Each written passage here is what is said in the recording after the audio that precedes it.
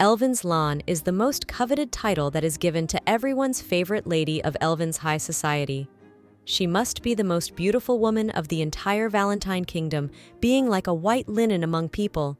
Ingrid Faresi is the title that describes her best. A special edition of the weekly Serenteen for the first week of February was on all screens. It featured Ingrid Faresi, the white doe of humanity. Everyone was curious to see if she would be the jewel on the crown of the ruling Severus family. A guy woke up and asked Bella what made her get up so early in the morning and make so much noise. Bella started to tell the guy that the sun had long since come up. The guy got out of bed, and then asked the girl that if the sun was blinding outside, maybe they should stay in bed. The girl looked at the guy who was completely naked. He looked at Bella and told her that playing elegant didn't suit her at all. Bella started to say that if she wasn't born elegant, she couldn't be now. After a while, the guy sat down to the girl on the couch. Bella began to tell him that he had already had a lot to drink, and he still didn't have enough. The guy was telling Bella about how no one has a lot of drinks during the day or at night. Afterward, the guy asked the girl when she was going to leave. Bella smiled and told the guy that it was very nice of him. The boy took the newspaper that was in Bella's hands and started to read it.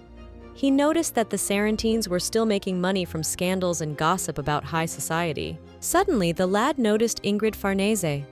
He realized that now the victim of the newspapers was the little girl of the House of Faresi. Ingrid Faresi, known to the masses as the most beautiful woman of high society. Unfortunately, when she was still 7 years old, her engagement to the heir of the House of the Marquis of Elverton was broken off. At the end of her 10th year, her second engagement, to the Prince of Eldicia, was again broken off by his sudden death. Reading all this, the boy was angry and crumpled the paper. Bella looked at the man with surprise. The guy, meanwhile, didn't understand how dare they write such a thing. He didn't understand how people were laughing to profit from the death of a member of the royal family. Suddenly, Bella started laughing and asking the guy what was going on and if he was interested in the daughter of the House of Farnese. Duke Regan of Spencer began to look at Bella. He asked her what she thought. It's funny. After a while, Regan continued reading the newspaper. It said that one day the shackles of failure would fall off the young lady and she would finally join the royal family. Many people are waiting for her to be the one to become queen, and her partner would be none other than King Severus, the ruler of the Union of Nations of the Valentine Kingdom. Regan became even more angry and cursed. He didn't understand how they dared to profit from something like this. He realized that they probably had no concept of honor and conscience. Bella began to ask the guy what had gotten him so riled up that Regan himself would rebuke someone for being shameless. Meanwhile, the guy looked at the girl and asked her to shut up as she was being annoying. Bella looked at the guy and told him that she thought the news was worthwhile, and because of them, there could be a good public clamor for Ingrid Faresi to become Queen of Severus. Regan began to tell Bella not to think so highly of the girl, because once you undress a woman, she becomes just like everyone else. The carriage rushed quickly to Duke Farnesi's estate. After a while, Kayla came out of the carriage and started calling for Ingrid. Inga smiled and told Kayla about how she must be tired. Kayla almost cried and told Inga that it had been forever since they had seen each other. The girl told Inga that if she hadn't gotten pregnant, she would have come sooner. And afterwards, Kayla asked Ingrid to tell her that she wasn't the last to arrive to congratulate the girl. Inga smiled and told the girl that she hadn't changed at all. The girl told Kayla that they would talk when they were inside. Kayla, meanwhile, couldn't wait and started telling Ingrid that she had a lot of questions for the girl.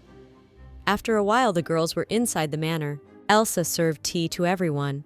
Kayla thanked the girl and afterwards started asking Ingrid what about His Highness and the girl's brothers. Inga started to talk about them leaving them and going to the palace. Kayla was glad about that as it meant she could appear here more often. Inga laughed and told Kayla that she was silly, since even with her father and brothers here, she was free to come whenever she wanted. After a while, Kayla started telling Inga about Queen Severus. The girl asked Ingrid if she had seen his portraits. Inga looked at Kayla and told her that he was really handsome. Kayla began to ask the girl if she had any portraits of him. Ingrid looked at the girl and told her that she didn't have any portraits of Severus. King Severus is known as the most handsome man under the age of 25. Despite the fact that he rules an entire country, he is handsome and kind. And if rumors are to be believed, he is head over heels in love with Ingrid. All told, the girl was a very lucky girl. Kayla smiled and talked about how incredible it was, since it was like the guy had stepped out of fairy tale ballads. Kayla talked to the girl about how she had been waiting for this day for a very long time. The day when all of the girl's suffering due to the tragedies of the past would remain in him. Kayla noticed that the girl was acting strangely. Kayla began to wonder why, and then she asked Ingrid if she wanted to get married. The girl closed her eyes and didn't answer anything. Kayla continued her words and talked about how everyone wanted Inga to be queen, and there may never be a better opportunity in your entire life. Suddenly, Ingrid began to tell Kayla that it wasn't like that at all. Kayla was happy about it, because it had been 2 years since then, and the girl should get married and live a happy life. Inga thanked Kayla and then realized that it had been so long since they had seen each other. So Ingrid asked Kayla to tell her about her baby. Ingrid began to say that she was very curious to know how the girl and her family had been doing all this time. Kayla started telling Inga that it was a great attempt to change the subject, and with such an angelic face, the girl almost succeeded. After a while, the girls were still sitting and chatting sweetly, and then it started to get dark. The carriage was already parked outside the manor. Inga began to ask Kayla if she was sure she wanted to stay the night. Kayla started to tell Inga that she would like to, but the baby cries when mom is away for a long time. The girl started talking about how sorry she was. After a while, Kayla hugged the girl sharply and afterward began telling Inga to make sure that the girl in no way forgot the fact that no matter who she was with, Kayla would not be happy until the girl herself was. Kayla started talking about how, in other words, she would not approve of a marriage in which Inga would be unhappy. After a while, Kayla asked Inga if she understood. Ingrid hugged the girl and thanked her. After a while, the girl left. Inga was returning to the manor. The girl realized that the others would come late today, and it was all because of the girl's obligation to the royal family of Severus. After a while, the girl entered the room and began to read the letter. This letter was from Severus. It said many compliments to the girl. Reading all this, Ingrid cried, as she did not want to be a queen. The girl talked about how she did not want to leave Valentine, and she would not be able to leave this place. There was a knife on the table with which the girl opened the letter. Suddenly, blood began to appear on the knife. Ingrid looked at her hand and noticed that it was cut. The girl fell on the bed and covered her eyes with her hand. Inga started talking about how she was tired, and she would think about everything later. The bed was stained with blood from the wound. The girl lay down and dreamed of falling into the world of dreams and never coming back. After a while, Elsa approached the girl. Inga did not understand what was happening. She saw everything cloudy and incomprehensible. The girl told herself that she was very tired and her body was very woozy. The girl asked to let her sleep. Suddenly, people started calling out to the girl and asking her if she was okay. Inga saw Esther and Elsa in front of her. Elsa was crying and asking the girl why she went to such a thing and why she did it to herself. Inga decided that they had gotten it wrong. After a while, the girl asked Elsa to help her up. Suddenly, Endit came to Inge. He had anger on his face. He started to tell everyone to get out. He was persuaded, but it didn't work and he shouted at everyone and told them to get out. Inga tried to explain everything to her brother, but he didn't want to listen to anything. Endit went up to the girl, slapped her, and asked her if she was satisfied. Ingrid said she was in pain, but her brother wouldn't listen to her. Endit asked the girl how dare he be so insolent and irresponsible. Inga tried to tell her brother that he had misunderstood everything. Endit shouted at the girl and asked her what would have happened if the girl had been found a minute later. Ingrid didn't know what she wanted to do anymore herself. After a while, the girl took her brother's palm. Inga began to tell Endit that she had no such intentions, but also the girl confessed that she did not want to go anywhere because she would be unhappy. Endit began to tell the girl that she was free to seek her happiness as soon as she fulfilled her obligations. The girl cried out in tears and told her brother that she dared not wish for happiness anymore, and all she was afraid of was to live in unhappiness. The brother did not know how to answer the girl. He began to tell Inga that with all these actions, the girl was making her whole family suffer. Ingrid apologized to her brother and talked about how she didn't want to disappoint them. Her brother told the girl that she was still very young and that King Vilhalin was older, but he was a good man. The brother sat down next to the girl. He began to tell her that he understood Inga's concern about having a queen in office, but she had borne him a son after having several daughters, and it was worth it for a girl to bear the king even one, as the whole kingdom would become hers. Inga began to ask her brother about the meaning of the decision. Endit was still angry and told the girl to be quiet. Inga started to tell her brother that all her life she has been doing what her father and brother asked her to do, but the girl doesn't want to spend the rest of her days in Severus. The girl was telling her brother something, namely that if he really cared for her, he shouldn't put the girl through all of this. Endit looked at the girl and told her that it was too late. After a while, Edwin ran into the room. He started calling his brother names and asking him if he was okay for making him do such a thing. Endit started to tell Edwin not to raise his tone, but the younger brother started yelling and talking about Inga saying no. The brother asked Endit if there was one instance where Inga had resisted harder. The brother yelled and talked about Inga going suicidal so that her protest would be heard, since this king is an old lecher who dreams of a girl. Endith begins to tell his brother that everyone has their own plans for their marriage, and Ingrid is too young to figure out what she wants. Endit began to tell her brother that she sees more meaning in communicating with the walls. After a while, with anger, Endit slapped the boy. Endit started telling his brother to watch his tongue. Envid was shocked by his brother's action, and afterward he ran at him and began to remove the slaps. Endit began to scold his brother and ask him how he dared to raise his hand, but the younger one would not listen. After a while, a servant came into the room and told the brothers not to do it here. The brothers were arguing among themselves, and the girl didn't know what to do. Inga tried to tell them to stop, but they didn't hear her. But suddenly, the girl shouted to the brothers with all her might. Inga was in tears, asking them both to stop. Envid started telling everyone that he was leaving. He will also go and tell his mother about Inga wanting to kill herself. Envid started talking about how if the mother couldn't handle the news, all the blame would fall on Endita and the father. Leaving, Envid decided to put a lid on the girl herself as well, talking about how suicide was not the best option. And if Inga wanted to leave, she would have run away instead of crying, for tears would not help. Her brother was telling the girl that she could have run away from this house by now, but suddenly she was interrupted by Endit, who began to tell her brother to leave. After a while, he left. Night had fallen. The girl sat on the bed and realized that Edwin was right, and if the girl did not take matters into her own hands, nothing would change. The woman who was recognized as the most beautiful lady of high society, Lan Elvina, the most notorious lecher of all Elvina, the bastard son of the king. This spring, an unpredictable action will unfold that will shake the entire society of Elven, the capital of the kingdom of Valentine. In the capital of Elven, there was a private nightclub that had everything the soul desired, and the owner of the club was the king's illegitimate son, the most lecherous man in all of Elven. The name given to him at birth was Regan Spencer. Parquet was getting off the carriage. The girls were complimenting him, saying how the guy was as beautiful as ever. The guy couldn't remember if they had already met or not. 710 April, the royal ball, the wedding day of Winstead, the third prince. Regan looked at the bride and told her she was a gray mouse and his brother's tastes were terrible. Suddenly, Daniel Beyroun walked up to the guy.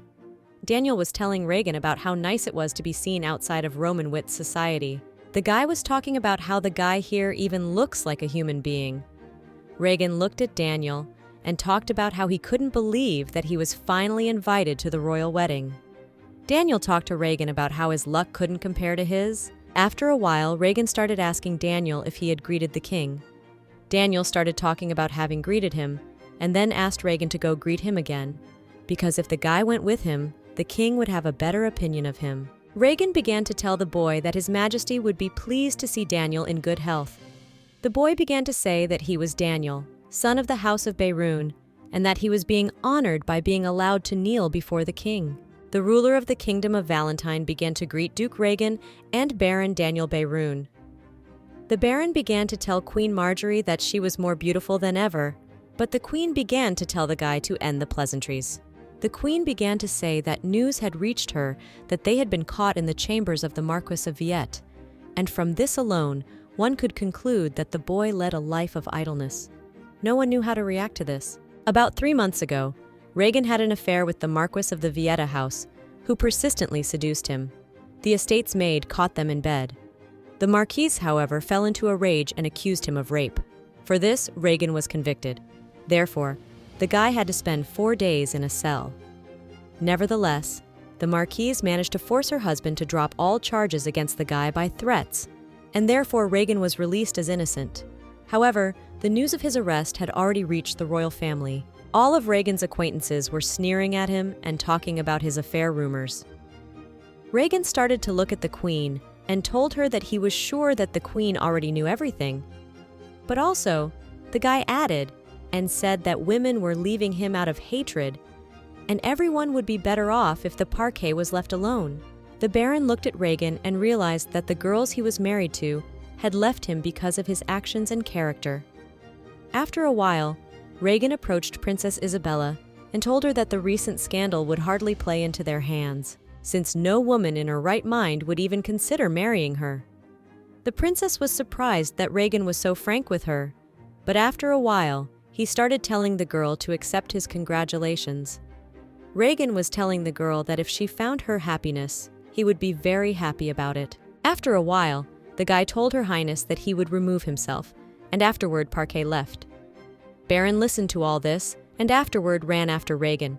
Baron was surprised that the guy was like that, and he acted like that.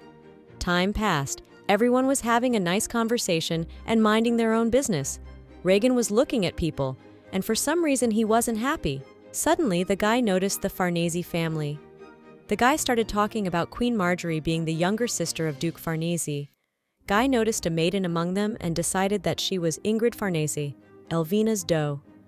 The Baron slowly approached Regan and afterward asked him if he had his eye on Ingrid Farnese. Baron praised the girl and talked about how she was very beautiful and out of his world.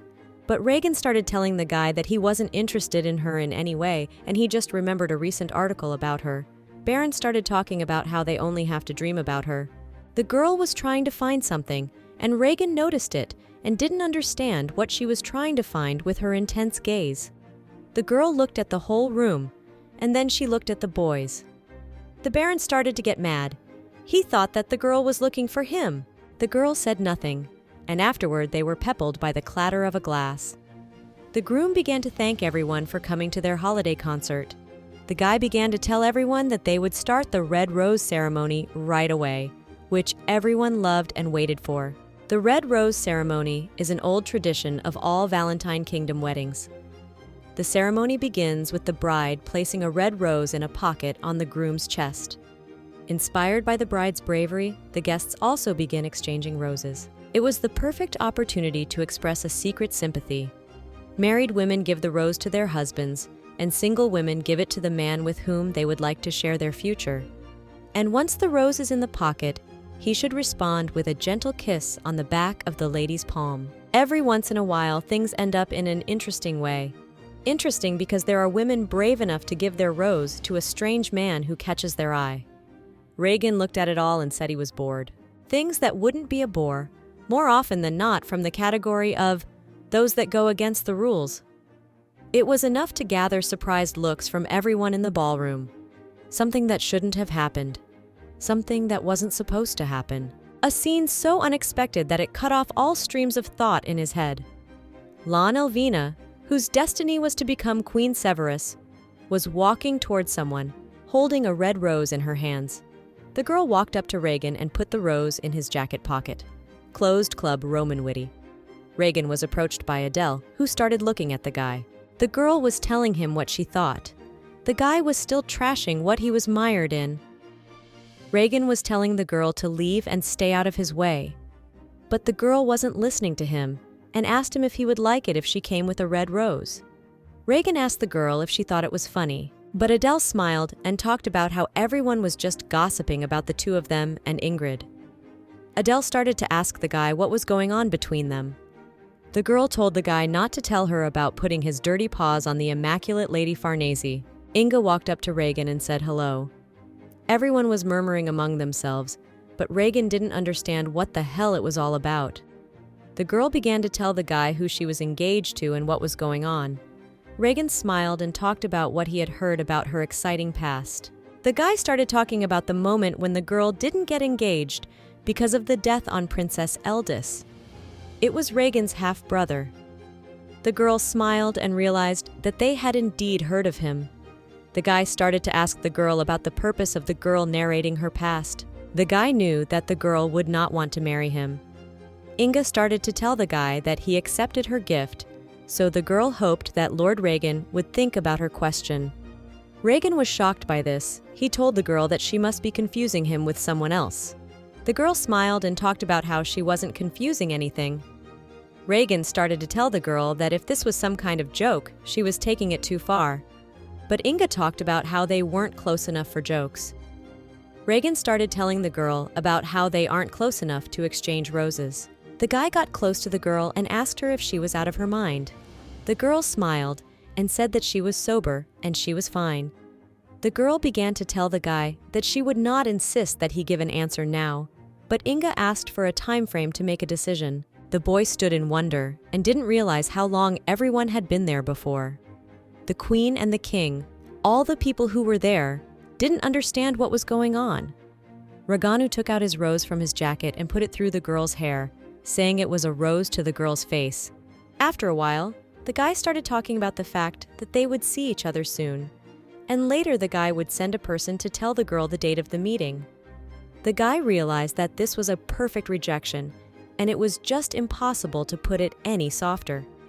Regan realized that if she didn't understand this hint, she would be very stupid. After a while, Adele started asking the guy about why he wasn't telling her what was going on between them. Regan was telling the girl to get off his back, since the guy was still angry at the mere thought of having to explain himself in front of the king. After a while, Regan kissed Adele. After a while, the Baron came into the room and started telling Adele that if Bella saw them, she would pull out all her hair. Adele smiled and asked everyone who cared about her. And afterward, the Baron started asking the guy if word had gotten to him about what was going on with Ingrid Faresi now. Adele didn't like this. She immediately started calling out to the knight, telling him to massage her leg. The Baron started talking about how this knight was famous for being well-mannered. Baron wondered if anyone else knew what he was doing here. Regan interrupted the guy and told him he had something to add. After a while, the Baron began to talk about the fact that it had come to light that she was being kept locked up at home. Regan believed that there was a real commotion in the Farnese house. Everyone understood that if all the rumors spread, it would greatly affect the honor and reputation of the girl's house, as well as the royal family. Baron was very curious as to what drove this girl to such a strange act, and she didn't know who Regan was. Regan was drinking whiskey and talking about how if the girl had done all this without knowing who he was, then she was still more desperate than the guy could imagine. The boy understood and hoped that this madness would not find a continuation. The Baron, with surprised eyes, began to ask about whether he was hallucinating. Regan didn't understand what the guy wanted from him. The guy got up from the couch and started looking down from the balcony. Suddenly, he saw Ingrid Faresi. Everyone couldn't understand what she was doing here. Baron wondered how the girl was able to find out about this place. Regan was very much surprised to see Inga, who came to his club. Everyone was touching the girl, but she didn't like it. Inga started asking everyone if she could see Regan. One of the knights pointed at Regan, who was sitting on the couch. After a while, the guy was sitting across from Ingrid. The guy started asking the girl how she knew about this place. Ingrid started talking about how she had asked one of her brothers about it. Regan was surprised at that, and afterward asked the girl about whether Edwin had given her permission to come here. Ingrid smiled and said that she came here without saying anything to her brother. Regan, with a smile on her face, began to ask the girl if she knew what this place was. Regan began to ask the girl if it would scare her that Lan's elven title would change to Elven's courtesan tomorrow morning. The girl began to ask him about whether he really cared that much about Inga's reputation. The guy started asking the girl with surprise what she was going to pull off. The girl was saddened that the guy had such a low opinion of her, and afterward talked about how Inga came because she wanted to hear the guy's response in person. Regan smoked and talked about how he had always been known as a very lecherous person, so he would have no problem with rumors. The guy was telling Inga that he was very interested in seeing the girl involve him in some kind of shenanigans. Suddenly, Inga told the guy that she liked him. The girl started telling Regan that she had admired him for a long time. The guy didn't understand what kind of nonsense she was talking about. Regan took a whiskey glass and slipped some powder into it in front of Inga's eyes, and afterward told her to drink if not the words were true. Inga realized it was a shaft. Regan smiled and said that the Valium would heighten all the girl's senses, and it worked like an aphrodisiac. Inga started asking the guy what would happen if she drank. Regan was still smiling and talking about how he would play along with the girl as she wished. The guy started talking about how the girl seemed to be okay with stomping her reputation into the dirt, so Regan decided to do it right now. The guy began to tell the girl that after she had played with her, he would throw the girl to the crowd that had been staring at her since Inga walked in. Regan began to tell the girl that if she didn't drop her fantasy right now and continued to annoy the guy, Regan would be very angry. The guy smiled and told the girl that still, he couldn't help but praise the bravery with which the girl came here and made this confession. So this gesture was a chance that the guy was giving the girl. Regan warned the fact that if she didn't drink, it would be as early as next week before King Severus would hear about how the guy had defiled the girl. The boy thought in his head how a girl could do such a thing. Baron looked at it and realized that even for Regan, things were going too far. Baron wanted to stand up for the girl. But suddenly, Inga reached for the glass and afterward wanted to drink it. Baron yelled and tossed the glass aside quickly at Regan. The guy was wet. Regan looked at Baron and asked him if he wanted him dead. The girl looked at Regan and asked him if he was okay. Meanwhile, Baron looked at the guy and told him it was his fault. Adele was swearing and telling them it was a waste of drugs. The girl looked at the knight and told him to kick Inga out before she ruined everyone's mood completely. Inga looked at the knight and realized that she knew him.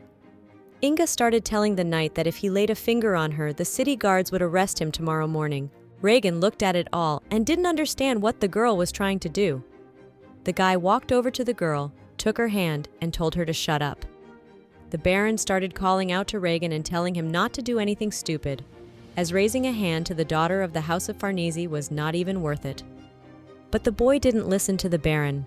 Inga also stopped him and told him that she was all right. The Baron was very glad that Ingrid knew his name. After a while, Regan went outside with the girl and started looking around to find the carriage. But the girl started telling him that she didn't come in the family carriage. The guy started to tell the girl to ride the carriage she came in and not to mess with his head. But the girl didn't want to listen to him and talked about how she wanted to talk to the guy. Regan tried to walk away from the girl, but Inga asked him to listen. The guy realized he had nothing to do but listen. Time passed. Regan and the girl were walking in the garden. The guy realized that after this conversation, Inga would leave him alone. Ingrid began to ask the guy if she could just call him Regan, but the guy told her a firm no. The girl talked about how being friends with her would only make the guy feel better. Regan began to realize that judging from the whole performance that the girl showed, it could be understood that she didn't want to marry King Severus. The guy asked the girl to stop talking about love and admiration. The girl realized that Regan had exposed her. Inga started telling Regan that he was right, and she didn't want to leave Elvin. The boy was shocked by this. He started asking her about the fact that she had arranged all this because of such stupidity. The girl looked at the guy and told him that this stupidity was very important to her. The girl looked at the guy, but Regan was angry. The girl told him that if he took her as his wife, he would receive a very generous dowry. Inga said that she knew that the boy had his own business. The girl asked him if he needed money for his business. Regan realized that the girl was trying to convince him of the benefits. The girl started telling the guy that eventually she would have to marry someone anyway. Inga started talking about how he would not be allowed to take as his wife a woman that the guy was dating regularly. Regan realized that the girl was telling him about Bella. The guy started yelling and asking Inga why him and if it would be easier to take over. The girl looked at the guy and told him that she couldn't find any other options. Regan was telling the girl to find another pathetic bastard that would agree to help her. The guy started to ask the girl if she knew that her aunt Queen Marjorie despises the guy. Regan began to tell the girl that everything will not be so easy with the king, who also dislikes him, and the girl's unwillingness to marry King Severus will not serve as a reason for him to cancel the engagement. The girl started talking about how she could convince His Majesty herself. Regan got angry and told the girl that he was fed up with everything. Afterward, the guy asked the girl if she wanted to hear an easier way. Regan started talking about how King Severus didn't care about personality. The guy started talking about how all he cared about was a pretty face. Regan started telling the girl to stab him in the face instead of the wrist next time. The girl stuttered and told the guy that it was all an accident. Regan walked over to the bench, put a tissue on it, and showed the girl to sit on it. As soon as Inga sat down, she started talking about how she would not make it hard for the guy and would not ask him for anything else. The guy started talking about how it seems like the girl doesn't listen to what others say. Inga started talking about how Edwin once told the girl that it was their family trait. Inga started telling the guy that if he became hers, she would always be willing to lose in everything. Regan wanted to say something else and get indignant, but the girl took the handkerchief and left, saying that she would return him next time. The boy was puzzled. He couldn't understand what the girl wanted from him, because she had promised that this meeting would be the last. Inga smiled and talked about the fact that this meeting could be the last or not. Regan wanted to say something to her, but the girl had already left.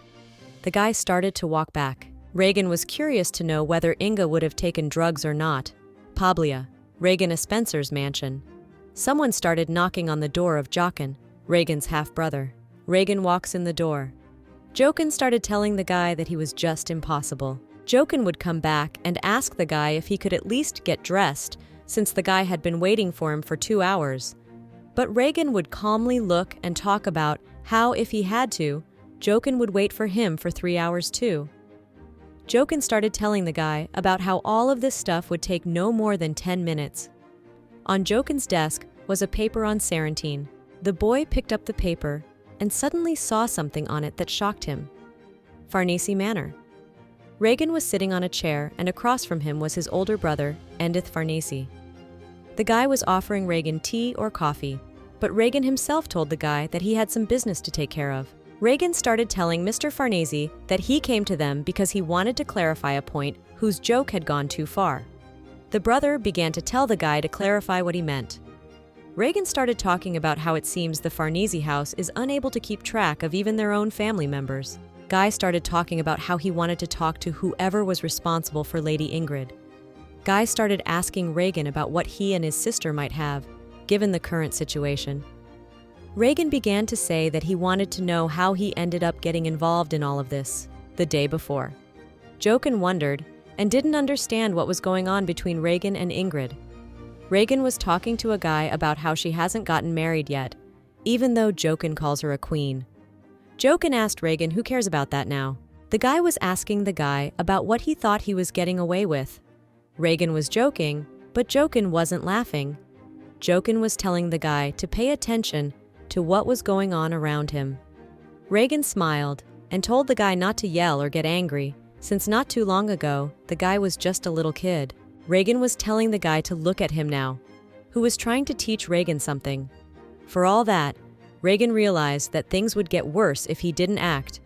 The guy started calling for Hansen. Regan started telling the servant that from what he remembered, Count Sartese was very good at getting people's information out.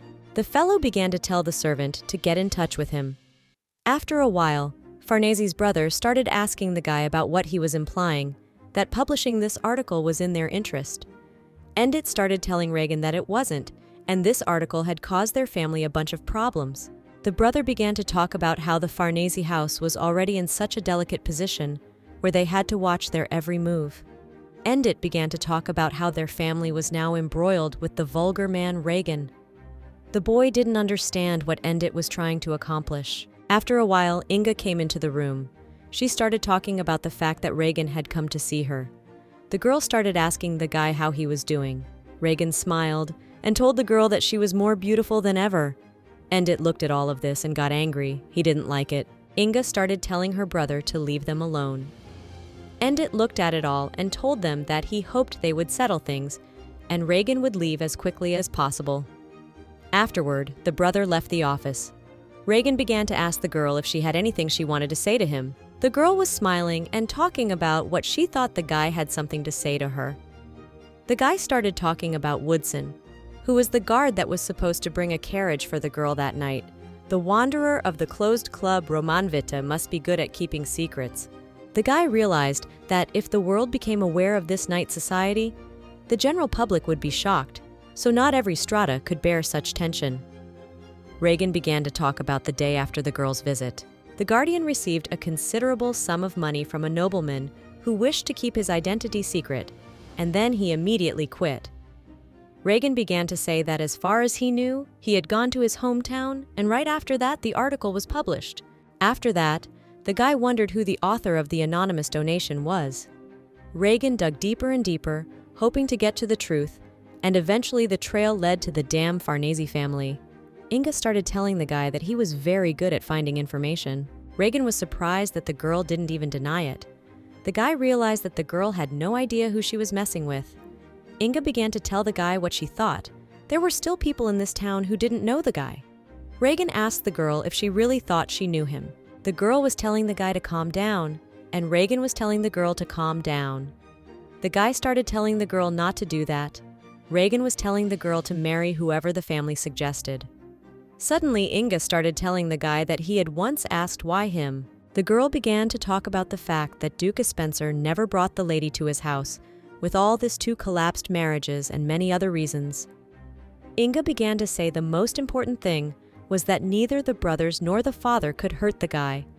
The girl continued and began to say that the third, but already successful marriage would not harm the guy. Regan began to tell the girl what else she wanted to add.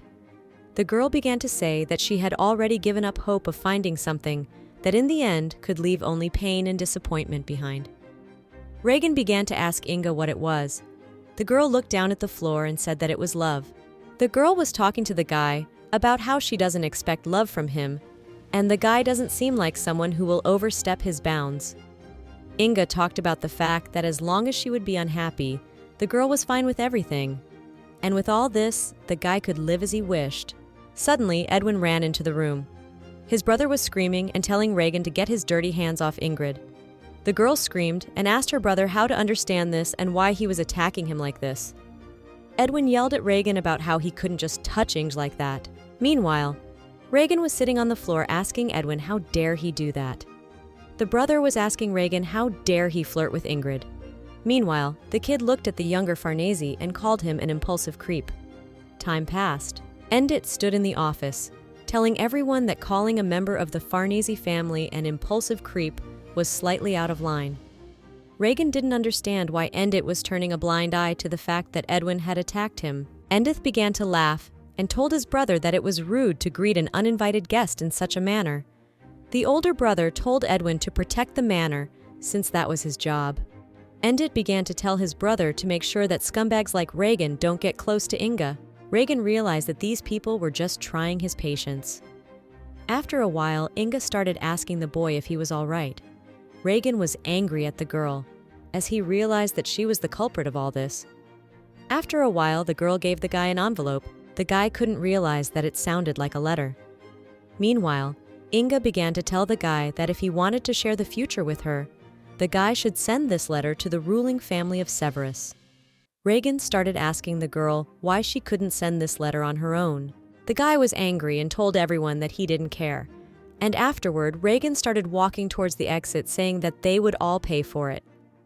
Afterward, the guy was lying in bed with a girl beside him. Regan didn't realize what was happening to him, but the guy wouldn't back down. Afterward, morning came. Regan was lying on the floor and saw Bella in front of him. The girl started to ask the guy who else he wanted to see, and it wasn't that girl from the Farnese family. The guy started asking the girl if she was asleep since Bella was acting clueless. Regan got up from the floor and took the girl in his arms. Afterwards, he put Bella on the bed. The girl began to ask the guy to lie down with her, but Regan began to ask her about the fact that aren't they a married couple for such a thing. The girl started asking the guy about aren't two bastards that can't get married. Regan was telling Belle to shut up and not say such a thing. The girl started yelling to the guy about how she hoped he would beat Hazen to a pulp. As he left, Regan told the girl that it would happen whether the girl wanted it or not. A short time later, Regan was sitting in an office with Hazen. Hazen was a business consultant for the Spencer family. Hazen started telling Regan that he wanted to resign. Regan started telling the guy to suggest that he find a more workable one. Hazen started telling Regan about all the rumors spreading all the way to the Morty. The guy started asking Regan when he and the girl had time to flirt. Hazen started telling everyone that he could barely convince everyone to delay the final answer. Hazen talked to the guy about how he definitely had a talent for derailing all the plans that were already almost perfectly realized. Regan confessed and talked about how it drives him crazy too. After a while, Hazen started telling the guy that Regan's ex-girlfriends must have cursed him in order for the guy to get in such serious trouble one day. The guy talked about what he believed was retribution. Regan looked at Hazen and told him about how nasty he was. Hazen started asking the guy about how many times he had warned the guy to change his lifestyle. Regan looked at him and asked about whose side he was on. After a while, the business partner saw a letter from Regan. The guy remembered it and decided to open and read it. The girl wrote a poem to the guy that if he agreed to her proposal, Inga would leave her image in his memory forever. Regan read it all and wondered if the girl really thought that the girl's questionable poems could break the engagement between the two countries. The guy realized that it seemed like the girl just needed someone to support her. Hazen looked at the guy and asked him what he was up to. Regan began to tell Hazen that this letter needed to be carefully sealed and sent to Severus, and the senders would not be them, but the person written on the envelope. Regan began telling Hazen to make sure Ingrid Faresi sent this letter. Also, the guy started telling his partner to get a courier like this who was not associated with this house. The guy started telling Hazen to check that Regan Spencer had nothing to do with this. And also Regan started telling the partner to send this letter to Lady Farnese. Regan started telling the guy to write in a letter that their relationship was over for now, and the guy sincerely hoped that the girl could find the happiness she was looking for. Regan was not completely sure about Severus, as he realized that it would surely raise a fuss in the Farnese family. Regan started telling the Farnese family that their sweet little witch would make them wallow in the mud, and all the guy would have to do was sit back and enjoy the show. The guy realized that at least it would end there. After a while, Regan stood beside the king. His Majesty began scolding the boy and asking him to explain his actions. Regan did not understand what it was and what His Majesty was talking about. The king started telling Regan that Inga had told him the whole truth. Regan was angry at the girl. The king started talking about Inga promising her life to Regan, and because of that, the girl began to hate the thought of living in Severus. The king began to tell the boy that according to Inga, their words were mutual. His Majesty was saying that even under such circumstances, sending this letter to the ruling family of Severus was highly unacceptable. Regan looked at the king and told him that he did not understand what letter he was talking about. The king shouted to his servant to bring the letter. Regan saw the letter he wanted to send. The boy began to tell His Majesty that he didn't know how the letter got in his hands. Regan began to tell His Majesty that it was a misunderstanding, and that this letter was written by Lady Ingrid, and it was addressed to the King of the North. The king told the boy that the most beautiful daughter of the Farnese family had confessed everything to him. But Regan continued to lie to the king's face. Regan began to tell the king that this lady had told him otherwise. His Majesty told the guy that everything was correct, and this letter was written by both of them. The king asked him about the fact that he was the one who sent the compromising letter to ruin the engagement. Regan talked about how that wasn't true at all, but the king was cursing at the guy and calling him an impertinent fool. His Majesty was telling Regan that all the proof was right in front of him. The guy begged the king to hear him out, but he wouldn't. Regan was telling the king that things were not at all as they seemed. The king began to tell the boy to keep quiet. His Majesty began to say that Regan was very close to Eldis, and when he left this world, the king tried to show special care to Regan, as the king knew that the lad's pain was as strong as his. His Majesty asked Regan about forgetting that Inga had been promised to Prince Eldis. The king didn't understand why, out of all of them, Regan had to choose her. After a while, a servant came to His Majesty and began to tell the king that Queen Marjorie had just fainted. A month later, in a cruel irony of fate, Severus's royal family expressed deep regrets and stated that they would honor Ingrid's wishes.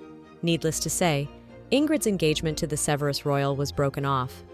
Regan thought about the fact that the girl should have sent a letter to Severus.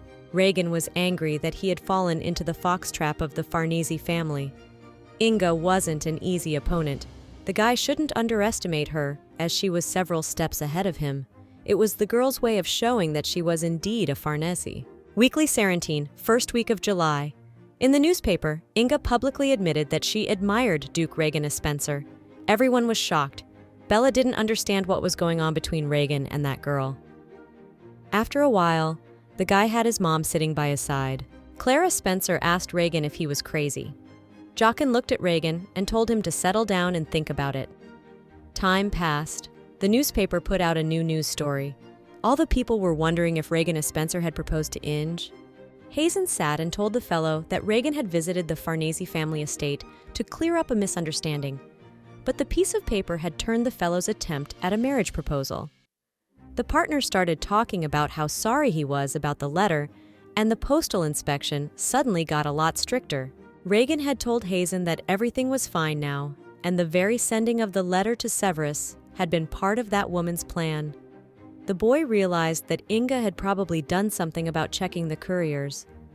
Hazen started talking about how because of all this, he was talking about leading a more prudent life. The partner began to talk about how now there was not a single person who believed Regan. As time passed, the newspapers never stopped writing. Everyone was wondering if Regan had given up and approved the engagement.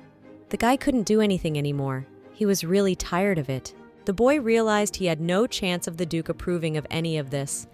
Regan didn't understand why the Farnese brothers were letting him tangle with this girl even more.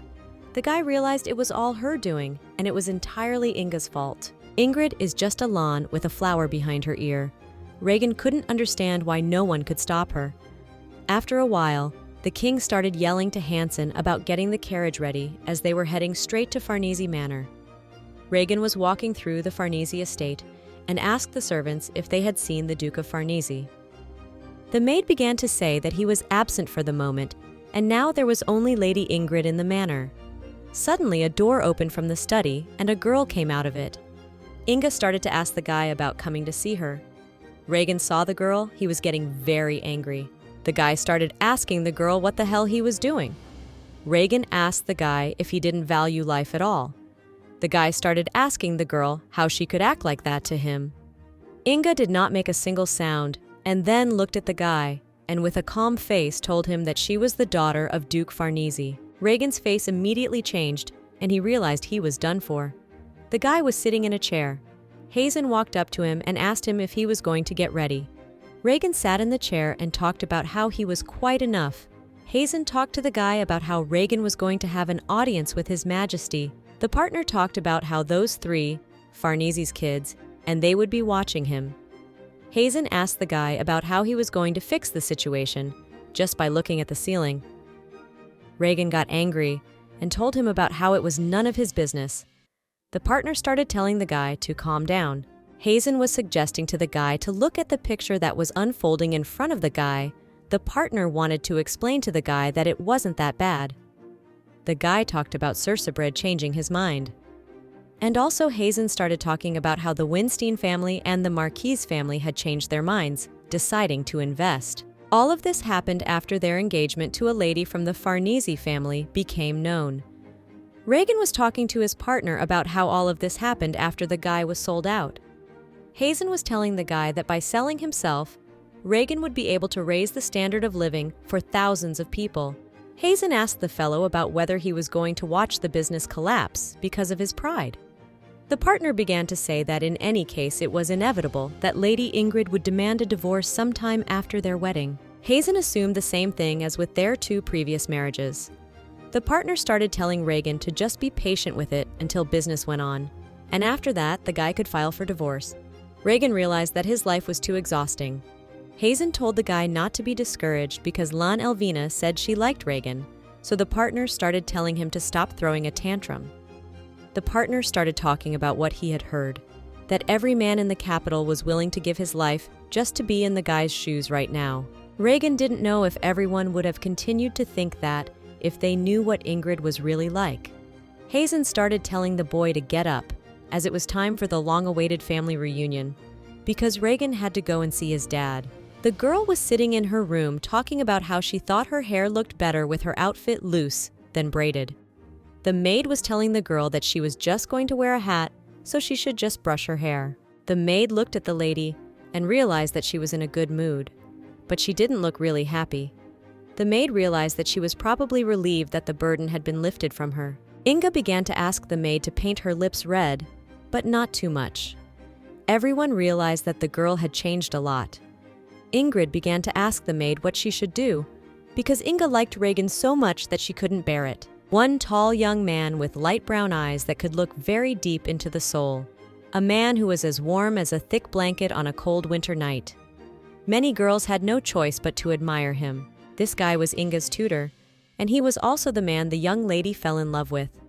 This guy's name was Hector Avery. It was obvious that he was also attached to Ingrid. The guy had fallen in love with Inga in return. After all, Ingrid was born to be loved. At a young age, Hector was recognized for his brilliant talent in music. Thanks to the support of Duke Farnese, he was even able to become Ingrid's teacher. However, in the end, the lad was only a commoner without a title. When the Duchess found out about their relationship, Hector received lashes from the Duke until he was on the verge of death. Ingrid was forced to sit still and watch. Then, left limping for life due to injuries, the lad was banished from the mansion. Inga yelled to her father that she was sorry, and it was her fault. A few days later, Ingrid learned the whereabouts of the Hector. The girl tried to escape from the house, taking with her only a bag of jewelry. But her attempt was thwarted by Elsa, who out of her anxiety informed someone of Ingrid's plans. The maid cried and told Ing that she had every right to be angry with her. The girl was telling Elsa that everything was fine. After that day, Ingrid never said a word about Hector. Inga didn't let on, but the maid could always tell that the girl couldn't forget him. The maid wondered why Inga had chosen a man like Regan. The maid started asking the girl if she really wanted to go. Inga smiled, hugged the maid and told her that everything would be fine, and she was fine. After a while, Inga ran up to Endit. Inga started asking him about the fact that he had come to see her off. The girl asked her brother if she looked nice. Endit did not look at the girl and told her not to make mistakes in front of his and her majesty. The brother talked about how if Inga realized that it would be too late to go back, she should send word to her brother. And then Endit would go after the girl. Inga began to ask her brother if he would be on her side and support her. The girl told her brother that if he stopped being angry with her, he could call her Inga again. Endit hugged the girl and told her to hurry up. Palace Gate. Younger brother Envid shouted at his father and asked her if they were really all going to see the king. The father yelled at his son and asked her how dare he raise his voice in public. Envid told his father about the horrible man Regan Spencer taking their Inga away. Envid asked his father about whether there was any point to this wedding. His father got off the carriage and began to tell Envid that his younger sister must have learned such recklessness from him. The father got angry and talked about how even though he was against it, his brother still stood in his way even when his sister was about to marry another man. Envid yelled and told his father that this was Regan Spencer and the girl should not marry him. The father was telling his brother to watch his tongue as their king's blood runs through this man's veins. The father was telling his son about how he has no idea how he feels right now. The woman in the carriage was watching the whole spectacle. She was not happy about this conflict. Edwin's mother began to tell her son that she understood exactly what Edwin was trying to say, but that her son was forbidden to go against the marriage that the king had blessed. Edwin began to tell his mother that apparently she did not know what rumors were going around about this man. Trisha Farnese began asking her son about where he learned such pouty behavior. The mother asked her son about what he thought she should be treated like a hearing-impaired person. Edwin began to tell the mother that this was not what she thought. Mother started telling Edwin that she did not marry a man with no dignity, and also mother does not remember giving birth to such a foolish son. The mother began to tell Edwin to come home, as he could not stand before the king like this. The mother asked him who to blame, since this girl is just as devious as the rest of her family. The sons wanted to say something to the mother, but Trisha Farnese interrupted them and told them that they would be late. After a while, the mother told to depart as otherwise they might be late. Some time passed, dinner began, and everyone sat around the huge table. His Majesty began to ask Duke Farnese what he thought about it. Duke Farnese began to tell His Majesty that this situation was not quite easy, but he was His Majesty's son. The Duchess admitted that it was a great honor for him to do this for their family. Everyone realized that even if the situation escalated, the Duchess would be prevented from doing so in the most extreme case. His Majesty didn't realize if there was any point to these conversations at all. His Majesty will certainly not let this happen.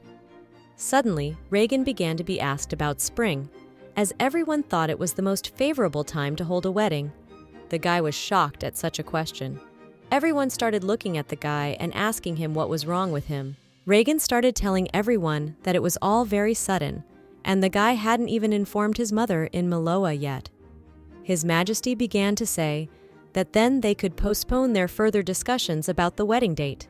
His Majesty began to ask everyone to forgive them for such sudden news. No one could understand what was going on and why everything was going as it should. Suddenly, His Majesty stopped and began to tell the Duchess that there was something he wanted to say to the girl. Duke Farnese was telling Regan that no words from the boy would change what they had done. Trisha Farnese began to tell everyone that somehow her daughter herself wished to be thrown into the abyss of the table of nothingness chaos, so now the girl is bound to Regan. The guy was surprised that Trisha Farnese would so willingly give her daughter away to a man like him. The mother started talking about how her daughter is a beautiful lady. Trisha Farnese started asking the boyfriend about why he was treating her like that. Regan didn't understand what the woman meant. The mother began to talk about how it appeared to her that the guy was unhappy with her Inga. Her mother was about to leave and talked about how if they let her know, she would make sure she got a proper education before going to them. The guy didn't understand what was going on or what the hell was going on. Inga started asking the guy if he was okay. Regan became angry and told the girl not to touch him. After a while, the guy started to walk away, but the girl ran after him. Inga started telling the guy that she looked very upset, and it made the girl more and more worried. The girl started talking about how sorry she was, as the girl realized that their relationship didn't have the best start, but Inga wanted to slowly start getting to know each other. But Regan didn't like it. The guy yelled to the girl to leave him alone and not to touch him. Inga saw that the guy had an unhealthy complexion. The girl asked the guy if he was not feeling well. The girl noticed that the guy had dark bags under his eyes, and he was sweating all the time. Regan didn't understand what the girl was talking about and what unhealthy complexion she was talking about. The guy started asking the girl, wondering why this happened and whose fault it was. Suddenly, the girl started talking about how sorry she was. Regan was telling the girl that she was extremely successful in ruining his whole life, and now she was just apologizing. The guy wanted to smoke some Valium cigars right now. Regan decided that he needed to drink some whiskey first. Suddenly, he noticed that the girl was looking at the royal band. Regan noticed that Inga at Endit's wedding was looking at them too. The guy decided that no one cared and decided to leave. Time passed and Regan lay in bed. Regan started to ask himself how he got home and how long he slept. The guy started talking about how he wanted a drink. Regan was given some water, and as soon as he drank it, he started talking about how it was liquor. The guy started talking about how it was water, and Regan himself wasn't awake yet. Regan started to look at the mess he had made in the room. The guy realized that he seemed to have a new drinking habit. Regan's mom started asking everyone if he was awake yet. They started telling him that the kid was already awake and he was thirsty. Regan didn't understand what his mom was doing here. His mother started telling Inga that she thought it was silly to expect proper behavior if the guy was so drunk that he had to crawl here. Regan sat on the bed and thought about the fact that he was probably still drunk. After a while, the boy was sitting in a chair. He had a cigarette in his hands that he wanted to light. But Regan's mom snatched it away, saying that she was sure it was all full of drugs. Sitting across from the boy was Inga, who was looking at Regan with a smile. The Duchess began to talk about the fact that she had asked Inga to come, since Regan's mother had wanted to meet her for a long time. The girl began to thank the Duchess for the invitation. The mother began to remember that Inga loved the piano. The Duchess, with a smile on her face, began to tell the girl that she would be sure to order a piano made by the artisans of Ereban, and it would be installed before the girl arrived. Inga began to tell her mistress that nothing would make her happier than this mother. Regan's mother began to tell the girl that when she looked at her, she saw that Duchess Faresi must be truly amazing. The Duchess began to ask Inga how she had managed to grow up to be such a dignified and elegant lady. Regan looked at it all and realized that no one knew her completely yet. The boy started talking about how he had heard his mother say that there was nothing about that stupid witch from the house of Farnese but her smarmy face. The mother was very angry with her son, but suddenly Regan was interrupted by Inga, who started talking about how their mother was more amazing because she had raised 2 outstanding sons.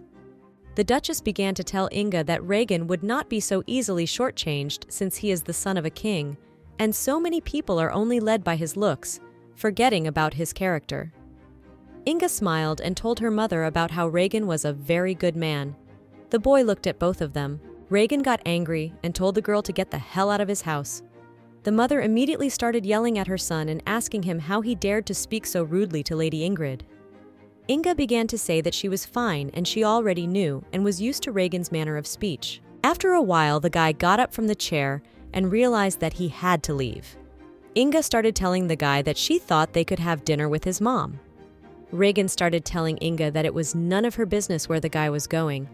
The mom figured the guy was going back to that night society. Regan started telling his mother that a man like him is very unpredictable.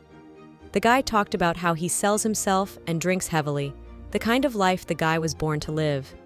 Regan started telling them that they could have dinner alone without him. Inga was still running after the guy and yelling after him. The guy abruptly grabbed the girl and started telling her that as soon as his business got better, he would turn the tables and everything else at their wedding. The guy was telling the girl to keep her head down until then if she didn't want to get hurt. Inga told the guy that she understood, and then the girl pulled out some white square thing from their hands. Regan started asking the girl what it was. The girl began to tell Regan that it was his handkerchief. The guy had lent it to the girl last time. Inga was telling the guy that she was bringing him back. The girl left with a smile on her face and told the guy that it was a reflection of her feelings. Afterward, Inga told the guy to have a good time. Regan looked at the handkerchief and saw the fact that there was a rose drawn on it. The guy thought it was pointless and left. After a while, Hazen was telling the guy to wake up, but Regan yelled at his partner and told him to fuck off. Suddenly, Hazen saw Regan's mother and started asking about when she arrived. Also, the partner was very surprised as he saw Lady Ingrid in front of him. Hazen couldn't help himself and told the girl about how damn beautiful she was. Inga started to tell the guy about what she believes. He just blurted out what was on his mind. Regan's mother started talking about how it hadn't been that long since Regan had left. The mother was wondering how he was already in such a sorry state. Hazan started telling his mother that he didn't know what exactly had happened since the guy never got very drunk. Regan's mother started telling Inga that it was getting late and she needed to go home. The girl talked to her mother about staying a little longer. Inga talked about how she would feel uncomfortable all evening if she didn't take care of Regan before she left. The mother looked at the girl and told her to do as she wanted. The mother started telling Hazen to go downstairs and get something to drink after she put Regan to bed. The guy was yelling and telling everyone to get the hell away from him and disappear, since the guy didn't want to see anyone. Hazen apologized to Inga and told her that Regan usually doesn't act like that when he drinks. The girl started telling her partner that it was probably because of her. Hazen began telling the girl to ignore him as his tantrums would subside and everything would be fine. The partner talked about how Regan had already made similar performances before his previous 2 weddings. When it was decided that he would marry Madame Estra, his second wife, the guy brought a pregnant woman, with whom he was not in any relationship, and said that this girl was carrying his child. Hazen told everyone that the guy had a lot of pride in him. The guy has always been the one who holds the power. Regan is left fooled for the first time, and Inga doesn't give him a chance to fight back. The girl began to tell the doctor that she would take care of Regan. The partner told the girl that such an activity was not suitable for such a noble girl as she was, so Hazen wanted to call for a maid, but Inga interrupted him and said that she wanted to do it herself. The girl asked Hazen not to worry about her. After a while, night came, Regan was sleeping, and Inga was sitting next to her on the bed, looking at the guy. Inga couldn't believe that the guy hated her that much. The girl didn't think about the fact that everything was so horrible that the guy had to bring himself to the point where he had to endure all of this. Suddenly, Regan grabbed the girl's arm with all his might and pulled her towards him. The guy told the girl to take off her clothes, but Inga tried to tell him that it was wrong and they shouldn't do that. Regan lay on the girl's chest and closed his eyes. Inga looked at the guy and then hugged him and fell asleep with him. Morning came. Regan sat on the bed and looked in surprise at Inga lying next to him. The guy couldn't believe that he was drunk and off his rocker. After a while, the girl started asking the guy how he slept. The girl smiled and looked at the guy. Suddenly, Inga started talking about how now that they had spent the night in the same room, they could actually tell the others that they had done it. The guy was shocked by this and was speechless, but the girl smiled and told Regan that she was joking. The girl started to tell the guy about it. His face twisted so much that she felt a little embarrassed. Regan tried to remember what had happened last night. Inga started to talk about how she was going to go home, even though it was late. But the guy was really clinging to the girl, and it wasn't a situation where Inga could call someone. The guy looked at the girl and told her that she was crazy for spending the whole night in a room with a drunken inadequate. Inga started telling the guy about how things are, not as he thinks, and the guy didn't do anything wrong to Inga.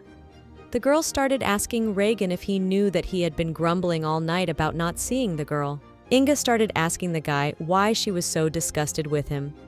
Regan started telling the girl about what she was asking because she really doesn't know. The girl started telling Regan about how she was wrong to make things happen the way she wants them to. Inga was telling the guy that she really wanted to be with him. The girl was telling Regan that they were very close to Prince Eldis. Inga said that she couldn't love him, but he gave her more love than the girl deserved. And for that, Inga was eternally grateful to the guy. Regan began to sincerely ask the girl for forgiveness. Inga started telling Regan that she no longer had the right to demand anything from him. The girl was telling the guy that if he told her that he hated her and told her to leave, the girl would leave without any questions asked. Regan started asking Inga about this being another one of her some other plans. But Inga began to tell Regan that she was speaking sincerely, and it was true. The guy began to tell the girl that he had already said it many times and was ready to say it again. The girl began to tell the guy that she understood everything, and after Inga apologized for all the trouble she had caused him, the girl thanked the guy for not being sent to Severus. Inga promised to pay back this debt to Regan. After a while, Inga began to say goodbye to the guy, and then the door closed behind the girl. Regan was shocked that everything went very quickly. Outside the window, the boy saw Farnesi's carriage. Regan realized that they had come for Ingrid, since the girl had not returned home last night. Suddenly, the door opened, and Duke Farnesi entered the study. The father started yelling at Inga and calling her names. The girl told her father that she was sorry, but the father did not want to listen to the girl. The father yelled at the girl and asked her if she would continue to do this to him until the day she died. The father started telling Ing to tell her to tell Regan to come out and show herself. The boy listened to all of this and realized that the father really wasn't watching his language. Suddenly, Regan's mother came up to her son and started asking him what the commotion was about. The mother saw Inga and asked her about her being here since last night. Father yelled at the whole estate about how he didn't care how famous he was as a Degenerate. Duke Farnese yelled for Regan to go to him. Regan's mother became angry and started talking about how this old man seemed to have lost the remnants of his mind. Regan didn't want his mother to deal, so he blocked his mother with his hand. Inga yelled at her father about how Regan Spencer had done nothing wrong. The girl talked about how it was all her fault since Inga was frivolous. The father started touching the girl, squeezing her and telling her to be quiet. Inga didn't like this. She yelled at her father not to do that. After a while, the father grabbed the girl by the arm and carried her to the exit. Inga yelled to her father not to worry about it. After a while, Regan started walking towards the girl. The girl asked him not to go and not to interfere in this. The guy started asking the girl about not being able to walk through his own house already. Out of the corner of his eye, the father noticed Regan a Spencer. The guy started telling Duke Farnese about how he was quite busy since early in the morning. The Duke started yelling at Regan, telling him that he dared to lay his hands on her daughter when he was still alive and well. Regan started telling Duke that he would leave it up to their speculation whether he touched his daughter or not. The guy started talking about how, even if he is her father, Inga will still become Regan's wife by the king's blessing. Regan asked the Duke about how dare he attack and insult her. Duchess Farnese yelled and asked Regan how dare he say that to him. Guy started telling the Duke that if he hated her so much, he could go to His Majesty and the Duke and tell the king that the Duke would not allow his precious daughter to marry a scum like Regan. The guy asks the Duke if he would insult the king's son by looking him in the face. The Duke of Farnese didn't like it. He was shaking with anger and didn't know what to say to him. Also, Regan started talking about how if one hair fell off Ingrid Spencer, the boy would talk to the king about it. Regan's mother was shocked. She realized that this boy was still on a roll. And afterward, Regan started telling the Duke that for his information, nothing happened last night. The guy was telling Farnese that he'd raised a pretty decent daughter, and if Regan had actually had fun with her last night, the guy wouldn't feel so undeservedly insulted now. The father didn't want to say anything and said that they were coming back. Inga approached the guy before leaving and started calling out to him. Regan noticed that the girl's hair was in disarray. The girl began to ask the guy about whether all his words were true. The girl leaned over to the boy and with a smile told him to decide on a date as soon as possible. After a while, the girl left and Regan looked after her. The mother began to ask the boy if he had slept with Inga, but Regan began to tell the lady that she shouldn't get so involved in other people's sex lives. The mother started telling Regan that he was not just some stranger to her, but her son. And then the mother started telling her son that Regan should make a baby with Inge as soon as possible, as the boy should realize that this is not just some mediocre girl. Regan realized that he needed to save his business first. In his hand, the boy held the handkerchief Inga had given him back. Regan threw it on the floor and left. News of this scandal quickly reached the king. Regan and Duke Farnese were both invited to the palace. Regan was fiercely interrogated, but the guy didn't fight back for fear of making the situation worse. Because of this incident, the date of Regan and Ingrid's wedding was moved from the original plan, so it was decided that the wedding would take place in January. Mid-November, Roman Witten nightclub, Baron screamed in Regan's face and asked him about why it was so hard to see him. Parquet asked Baron to not be so creepy and not act like that. Baron started asking the guy what Farnese told him and if they wanted to call off the engagement. Regan told the Baron that he wished it was true. The Baron couldn't believe that the boy was really getting married. The guy was angry and realized that after everything Regan had done, the guy was lucky to get the most beautiful girl in Valentine as his third wife. The Baron told himself that their world was too unfair. Regan listened to all this and afterward put his foot to the guy's head and asked him if he was tired of living. Baron started asking the guy to pardon it. Regan spied Daniel asking why he was sticking up for him. Baron looked at the guy and asked him if Lady Ingrid knew him. Regan was telling the guy about the girl being a white doe or not. The guy wanted to beat the shit out of the asshole who gave her that nickname. Baron started talking to the guy about how it's a pretty famous story. The guy started talking about how it was a royal musician. He was the first to call her a white sloth. Hector Avery, the Baron had heard that he had been Lady Ingrid's personal teacher in the past. Regan realized that Ingrid was always looking for Hector Avery in musicians and watching him. The Baron began to ask the lad if he had a thing for the girl. Regan began to ask the Baron about whether to give him another beating. After a while, Bella came up to Regan. The girl began to get on the guy. The Baron looked at all this and asked the girl about the fact that she always gets turned on when she sees Regan.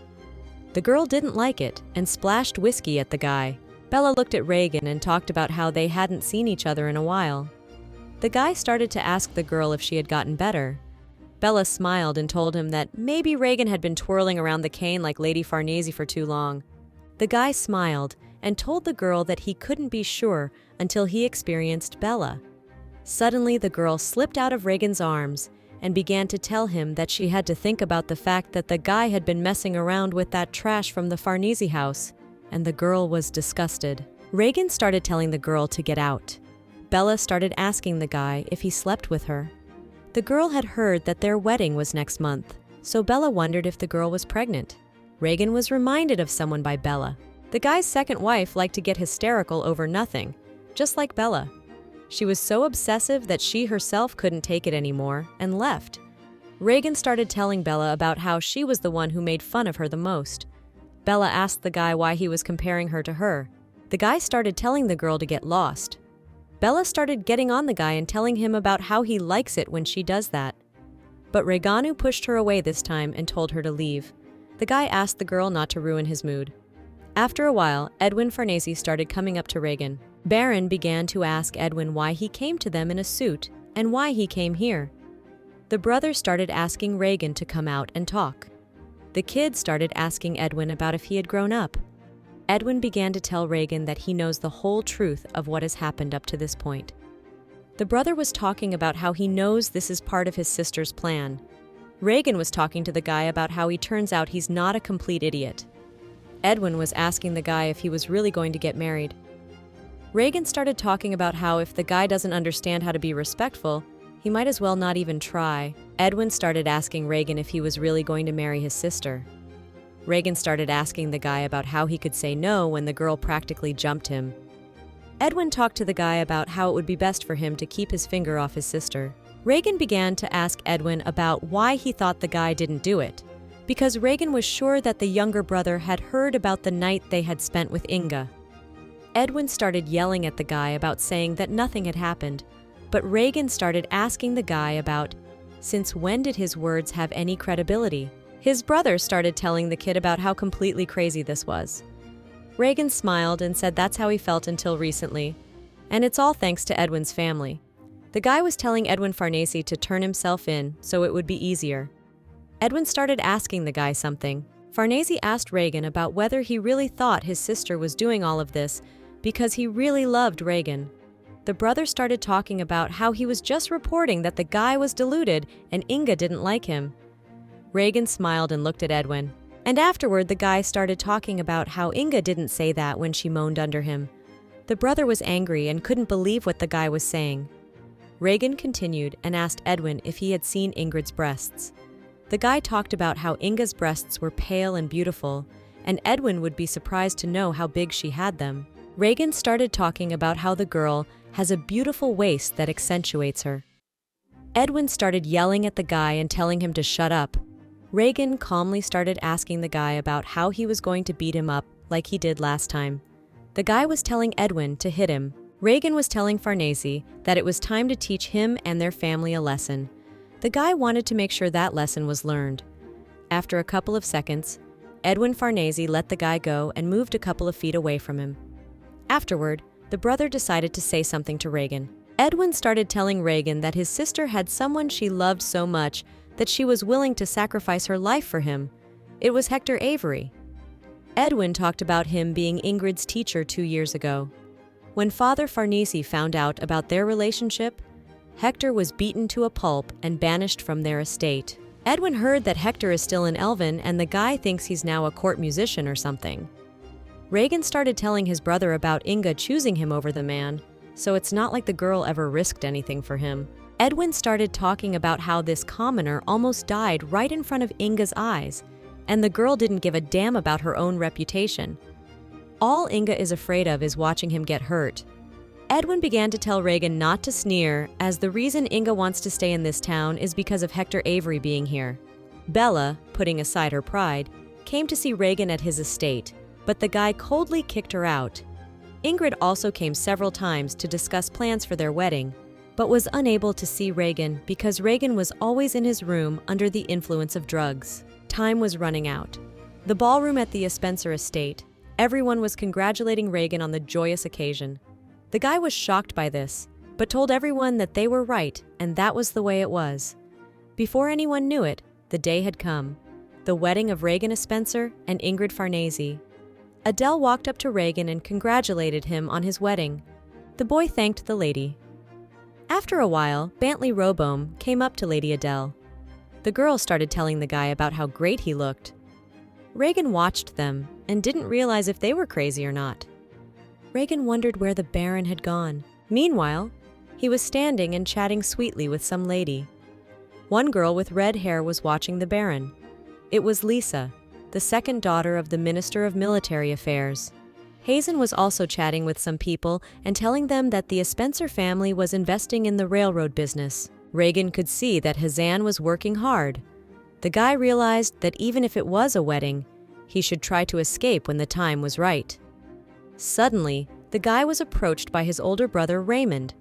It was as if he read the guy's mind and asked him if Regan was going to elope like he did at his past 2 weddings. Regan was surprised by his brother and started to listen to him. Raymond started talking about how it was the right thing to do, and Regan should stop causing so many problems and settle down once and for all. Regan didn't like it, but he told his brother that he would try to do it. His brother began to talk about how he had come as a representative of the royal family, but he was sure that his father would be watching the 2 of them. It was known that his father had the royal orchestra play during the event to keep the hall lively. After a while, the Duchess of Farnese and her sons entered the estate. Raymond began to tell Regan about how he had never seen Duke Farnese anywhere. Regan started telling his brother about how he said he wouldn't attend because he wasn't feeling well. The boy realized that his father hadn't even bothered to bother with an excuse. Regan realized that it would be one thing for him if his father didn't show up. Suddenly, one of Kyle's friends started calling Ingrid Faresi. The girl looked at Inga and told her about how she was very beautiful and looked simply divine. Kayla was telling the girl that she had never seen her with her hair like that. Suddenly, Kayla changed in her face and started telling the girl that her fiancé was trying to blackmail the girl. Inga smiled and started talking about how that wasn't true, and she was the one who wanted this wedding. Kayla was surprised at that answer. Inga didn't explain anything and talked about how she would tell everything later. Everyone knew that the wedding ceremony would begin any minute now. Inga stood across from Regan and looked at him.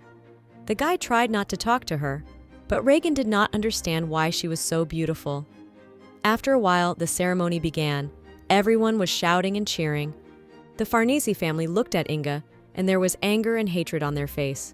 The Baron looked at Inga and Regan with tears in his eyes and joy. After a while, the girl stopped. Edwin did not understand what was happening. Inga began to look in the distance, looking for someone with her eyes. Regan noticed this and didn't understand what was going on or why she was so agitated. After a while, the orchestra showed up at the estate. Regan saw with his own eyes Hector Avery. Inga saw Hector too, looked at him and then lowered her gaze full of sadness. Edwin was angry and started asking everyone about why the royal orchestra was in this place. Regan looked at the girl and saw how sad she was. The guy immediately remembered the conversation with Edwin, where he said that the girl stayed for Hector's sake. The guy started to smile and realized that this was a very interesting development. As time passed, Regan and Inga stood at the altar. The man asks Regan if he agrees to take Lady Ingrid Farnese as his lawful wedded wife, to be with her and watch over her in sickness and in health, and if he swears to keep the girl safe and fulfill his duties as her husband. Regan looked at the orchestra, specifically at the Hector who was doing all of this. The man was calling out to the boy because he wanted to hear him answer. Regan smiled, realizing that there was no way out of this. The man began to ask Lady Ingrid if he would promise to become Duchess Spencer of Miloa and devote himself to the love of her husband without a shadow of shyness. The girl looked away and said she would promise. Regan noticed that the girl was quite collected. The guy didn't understand where the girl got so much guile from. The man asked Regan if he agreed. The guy said he did. The man started to talk about the fact that then they were crossing over, but he didn't have time to say it, because Regan pulled the girl to him and kissed her passionately. The Baron looked at all of this and drooled in amazement. Eldest brother Raymond realized that Regan was doing it on purpose, and the sons of the Farnese family were out of their minds with anger. After a while, Regan called out to the conductor. The guy started talking about how he had heard that Hector Avery was pretty famous. The guy bowed to Regan and told him about how it was a great honor for him to hear such words from a guy. Regan started telling him about playing the hottest and most passionate music he knows. Regan smiled and told him about how tonight his third wife would be screaming with pleasure under him until the wee hours of the morning. The guy smiled and talked about how he wouldn't want the people who attended their reception to hear this. Hector looked at the floor and there was no way he could move. The guy with a smile on his face started to ask the conductor what was wrong with him. Regan asked him about whether he needed to mangle his fingers so that it would be an incentive to move. After a while, the conductor began to play. Regan's mother began to ask Jokin what had gotten into him. The mother hoped that her son had not taken drugs before his own wedding. Jokin realized that couldn't be the case since Prince Raymond was attending the wedding. Edwin could not calm down. He shouted to his brother to let him go, but Endit did not even try to do that, because no one wanted to get into trouble. Afterward, night fell. Regan lay on his bed and realized that today was a very horrible day. Regan's mother immediately ran into his room and started asking him if he knew what he was doing. His mother didn't understand how a guy could leave his wife right after they got married. Duchess yelled for Regan to go downstairs and take his seat. Regan turned away from everyone and talked about how the wedding ceremony was over, so his job was done. Jokin looked at the guy and told him about how this was too much since Prince Raymond was still at the estate. The mother started yelling and talking about how she had had enough. The Duchess started asking her son about how much longer he was going to embarrass her. Regan started yelling at everyone to just leave him alone and stay away from him. The boy yelled at Jokin to escort his mother out of his room. After a while, Duchess started to feel not so good. Jokin started telling his mom to hurry to her room, and afterward, the boy was left alone. Thin strands, tangled like spider webs, began to slowly peel off around the guy's neck, one by one. Regan decided he needed more alcohol. The darkness slowly crept up on the guy and began to consume his entire body from head to toe. The guy wanted very badly for everything to disappear in that darkness. After a while, the guy woke up. Regan didn't realize how long he had been asleep. Out of the corner of his eye, Regan noticed that Inga was lying next to him and sleeping. The guy realized that today, he had married this girl, and he had done it against his own will. Inga made so much trouble and ended up marrying a guy just to stay here over some hectoring. Regan started calling out to Ingrid, but she turned away from him and wouldn't turn around. The guy started telling the girl that he knew she was awake. Regan asked Inga how long she was going to resist. The girl still didn't turn toward the guy and talked about how tired she was. Regan turned the girl over and saw Inga covering her face with her hand. The guy realized that the girl was crying. Regan asked the girl to look at him, but she didn't want to do it. Inga was telling the guy that she had washed off her makeup, so she didn't want to show herself to him. Regan took the girl's hands away and was telling her about not making a fool of herself. Inga was lying on the bed with her eyes full of tears. The girl started talking about how she was sad because her family was gone. Regan talked to the girl about how he wasn't turned on by crying girls, so Inga should stop everything. The girl covered her face with her hands and talked about how she was getting a little sad. The guy wanted to get up and leave, but the girl tugged on his shirt. The girl started calling out for the guy, but Regan was telling her to let him go. Inga was telling the guy about how she won't cry anymore. The girl was telling Regan not to leave since tonight was their first night. Regan started calling out to the girl, calling her Ingrid Faresi. The girl corrected the guy and told him about the fact that she was now Ingrid Spencer. The guy started asking the girl why Regan started asking the girl about if she was going to cry her eyes out over their wedding night. Why cling to the guy and drive him crazy? The girl leaned over and made a comment about how he was right, and it shouldn't have been Regan. But the girl had decided to stay exactly with him. Inga really wanted them to get along. Regan pushed the girl with all his might and told her about how she really didn't know what kind of person Regan was. The girl started asking Regan to tell her. Regan began to tell the girl about Inga saying that this man wasn't supposed to be him. But one day, the girl decided to fall into his arms, and now it could only be Regan. The guy started telling the girl that from now on, the girl should take her precious time to scrutinize the person she had dragged into her selfish game. Afterward, the guy kissed the girl. After a while, the newlyweds had something more than love. The guy started asking the girl about whether she still missed the embrace of that pathetic royal musician. Regan asked the girl about how many times she had done it with him. The guy graciously allowed him to tell the girl anything. The girl didn't answer anything. Then Regan got out of bed and noticed something. The boy picked up the candles and saw that there was a bloodstain on the bed. Regan was confused. He couldn't say for sure if it was because Ingrid was a virgin or because the drug had stopped working, and he realized that the moans coming from her lips were not of pleasure, but of pain. It's like the guy was raping her. A month later, Regan's routine hadn't changed. He still paid as little attention to his responsibilities and social life, reveling in alcohol, drugs, and women. With the slight difference that when he indulged in other women, he remembered his wife's face contorted with pain. A month later, mad and drunk, Regan returned home. The maid tried to help the gentleman, but Regan told her that he was fine and she could go. The guy cleaned himself up a bit, and afterward, he heard someone playing the piano beautifully. Regan started asking the girl which room the piano was playing in. Inga began to cook the guy about the fact that since he decided to listen to her performance, the girl wanted the guy to share his opinion. Regan decided that the girl had been taught how to play by the man. The guy looked at Inga and told her that she was disgusting. The girl started telling the guy about how his mom said that Regan had a great talent for the game.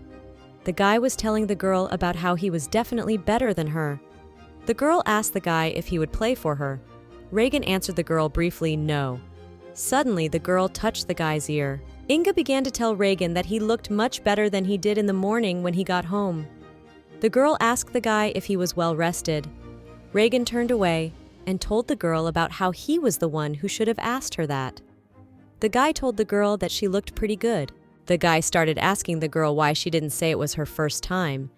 Inga started asking the guy about whether he thought it was too cruel to consider his wife a promiscuous woman. The girl talked about how people say the first time always hurts. Inga asked the guy if he was sorry. The girl started telling the guy that if he was really sorry, he could play for Inga. Regan started to tell the girl that he hates it when someone watches him play. The girl smiled at the guy and said that she was the only one here and no one else. Regan started telling Inga that he admired the person who gave the girl the nickname White Doe, as the guy was amazed at this person's attention to detail. Afterward, the guy started asking the girl if she really wanted to listen. Inga asked the guy if he would allow it. Regan began to tell the girl that if it was for his spouse, he could play something. The guy took the girl quickly and put her on the piano. The girl started to call out to the guy in surprise. Regan began to tell the girl about what she herself had told him to play. The girl was talking to the guy about how they could ruin the instrument, but the guy was talking about how they could buy a new one, and Regan would find a much better one for the girl than this one. Inga started asking the guy if they could move into their bedroom. Regan started asking the girl how she liked his lesson. Guy asked the girl if she realized what Regan was like now. Regan was now hugging Ingrid, being of sober mind. Not satisfied once, they continued in the bedroom. The girl thanked the guy for being gentle, and also the girl apologized to him. Regan sat stunned and didn't understand what the hell she was talking about or what she was trying to say. It was morning. Inga was already in the dining room in full swing. The girl started telling the maid that after they set the table, she would have to help in the kitchen and also prepare the appetizers they had talked about yesterday. The maid began to tell the girl that she would start making soup for her hangover. After a while, the maid noticed the gentleman and said hello to him. Inga asked the boy if he was awake. The girl talked about the fact that she had already ordered to prepare breakfast. The guy was telling the girl that there was no need for that, and Inga could go back to bed. The girl did not understand what the guy wanted from her, so she decided to ask him what he wanted. Regan began to tell the girl that he was just giving instructions to the servants to prepare their breakfast. Inga started asking the guy if he could wait a little longer. The guy started to say that if the Duchess was busy, nothing could be done. After a while, Regan started telling the maid that he was waiting for her in the bedroom. The girl was very much frightened and did not know what to do. The guy sat in the chair and thought about what Inga was going to do now this time. The maid walked in on Guy and told him that she had come in to run errands for Regan. The lad couldn't figure out what kind of woman she was. One day, Regan was fancying himself up and getting dressed. Inga asked the guy about going somewhere. The guy didn't say anything and left. The girl with a smile on her face began to say that this morning the boy's mother had sent someone from Manhwa. The mother was interested in when they would be traveling to Manhwa to familiarize themselves with the property. Regan started telling Inga to just ignore it, and he would take care of everything himself.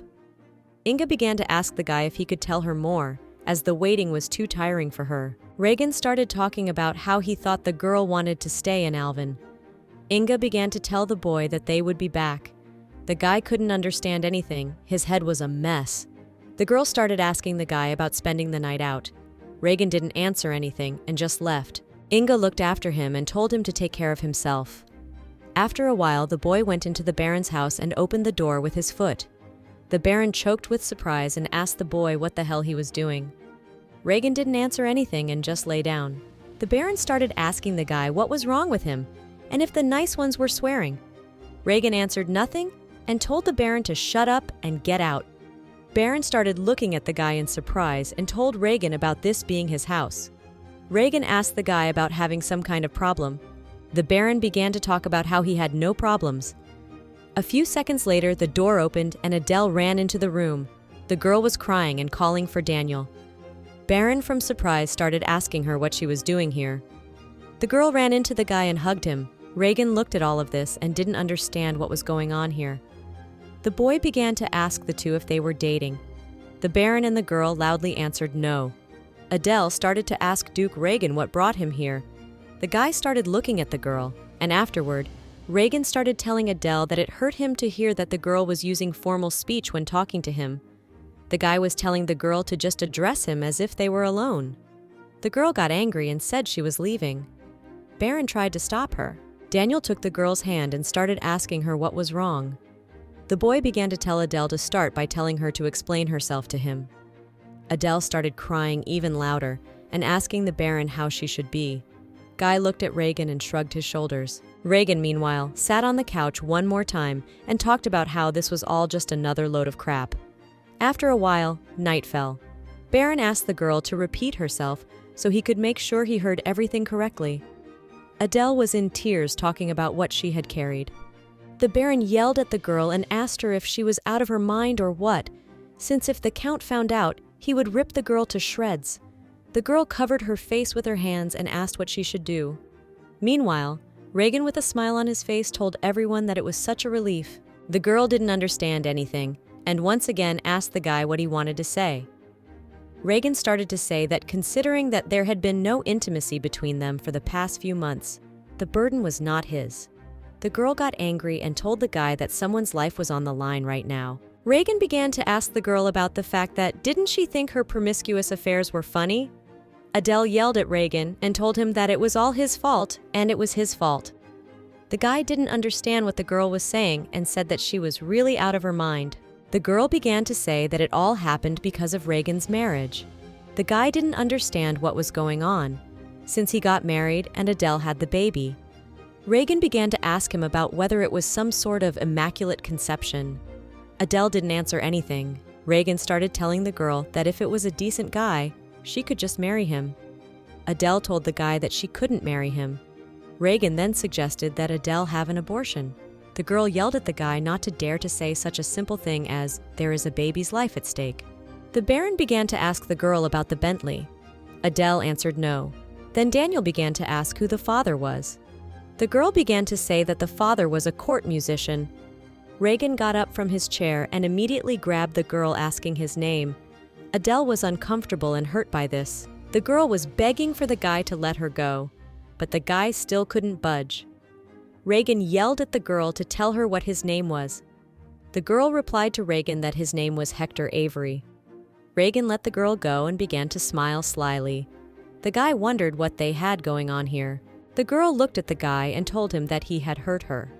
The guy decided that it seemed Adele's sadism went beyond mere insults. The girl had already failed in her attempt to gain an advantage from a man with a questionable past. Regan became an elder to the girl about how this man managed to seduce the girl, since Adele is an aristocrat and a girl cannot be the first to approach a commoner. A month earlier, Regan and Spencer's wedding. Bentley stood off to the side and chatted with the girls. Adele saw it, and she didn't like it. She didn't understand how Bentley dared to smile at these girls. Adele realized that Bentley only dared to ignore her because they are at a public event, and in Roman wit, always kneel down to lick a girl's feet.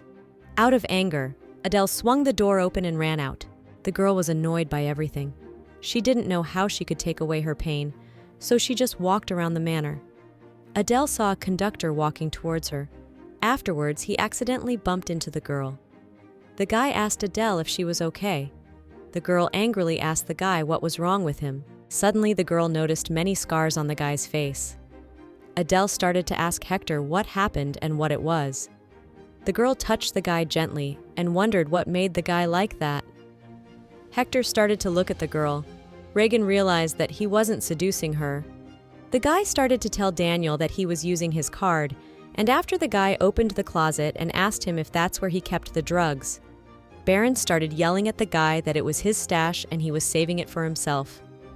Regan liked all these situations as it was quite entertaining. Sometime later toward morning, Regan was getting out of the carriage. Inga ran outside and asked Henson what was going on and whose carriage it was. The servant began to say that it was the carriage of Baron Daniel Byron. He was a friend of the young gentleman. Henson was telling the girl that the guy seemed to have had too much drugs and liquor. Time passed. Regan was lying in bed, and the girl was sitting next to him. After a while, the guy grabbed the girl's hand and opened his eyes. Regan started to hold back from Inga where he was. Inga began to rejoice that Regan had finally come to his senses. The girl was telling the boy that he had missed lunch. Inga didn't understand why the guy's face shrank like that, and afterward the girl asked the guy if he wanted to eat something. Regan saw that everything was right, and it was Ingrid, his wife, a good-natured wife, an asset to the whole nation, and the wife of the most despicable man in the world. The guy stood up and hugged the girl. Inga asked Regan about something bad happening while he was away. Regan asked the girl if she was going somewhere. Inga replied that she was going to take a bath. Regan tells the girl to make sure they do that. Inga tried to say something, but the guy once again asked the girl if they would do it. After a while, Inga was lying next to the guy. Regan got up, put on his robe, took a cigarette and smoked. Inga began to tell the guy about not joking about his health, since he was drunk not long ago. Regan replied to the girl that he was sad, and afterward, asked Inga about how she couldn't forgive him for this little weakness. The guy was talking about something to see what he was about to show her. Regan had a smoke and was making circles out of the vapor. Inga was very much surprised by this. The girl asked the guy how he did it, and after Inga began to tell the boy that he was like a child at times. The guy smiled and didn't realize which one of them was still a child. Regan started telling the girl that today he found out that one of the girls he knew got into trouble. Inga didn't understand what all this trouble was about. Regan began to say that she was well known in high society as a gentle and prudent lady. But on the day of their wedding, the girl seduced a court musician and slept with him. The guy started talking about how it now appeared that she had carried. Regan talked about how he knew her family well, and the guy imagined how horrified her parents would be. Regan started to pretend he was thinking what the musician's name was. The guy was telling the girl that he was pretty famous. And afterward, Regan answered the girl that it was Hector Avery. Inga got tired and went up to the guy. The girl took a cigarette and asked the guy how he felt when he smoked them. Regan started to tell Inga that this is not a regular cigarette, and it is full of valium. The guy was telling the girl to try it. Inga started asking the guy if he would do what Inga asked him to do if the girl smoked the cigarette. The guy didn't understand what the girl wanted from him, but for his own safety, he took the cigarette from Inga. Regan was curious as to how the girl would choke and drool after using the drug. The guy started talking about what he wanted to know first while the girl was sober. Inga asked the guy what he wanted her to tell. Regan started asking the girl to tell about her first love. The girl smiled and looked at the guy. Regan realized it was an expression the girl always makes, something else hiding behind it. Most people around him shun such connections, since Regan is the illegitimate son of a king, a power-mad drug addict. It's a lot easier for everyone to avoid a guy than it is to come face to face, and the members of the Farnese family are no exception. Regan knew that. That's why he kept trampling them into the dirt, even though they were already at Regan's feet. Then, so they wouldn't dare belittle the guy, Regan made sure their eyes, addressing Regan, looked on with fear. But the guy seems to be completely oblivious to the fact that Inga is still Farnese, and this girl is one of those girls who shuns the guy and looks down on him. Regan had forgotten the fact that the girl's smile didn't carry a shadow of sincerity. After a while, Regan stood up. Inga started calling and asking what happened. The guy answered her that everything was normal, and he just lost interest in the question. The girl asked why it happened so suddenly. Regan began to reply to the girl that it was enough to go outside the mansion to find a woman who would show more interest in her person. The guy didn't see the point of wasting time in the company of an emotionless statue like Inga. The girl stared at the guy, and afterward, Inga started telling Regan that not once since their wedding had a guy kissed a girl. Inga asked the guy if he would kiss her. Inga took a cigarette and took a drag. Regan started asking the girl what she was doing. Inga looked at the guy, and afterward talked about how she had some kind of stupefying feeling in her head right now. The girl started talking about how now that she had done this, Regan should grant her wish. The girl walked up to the guy and told him to kiss her.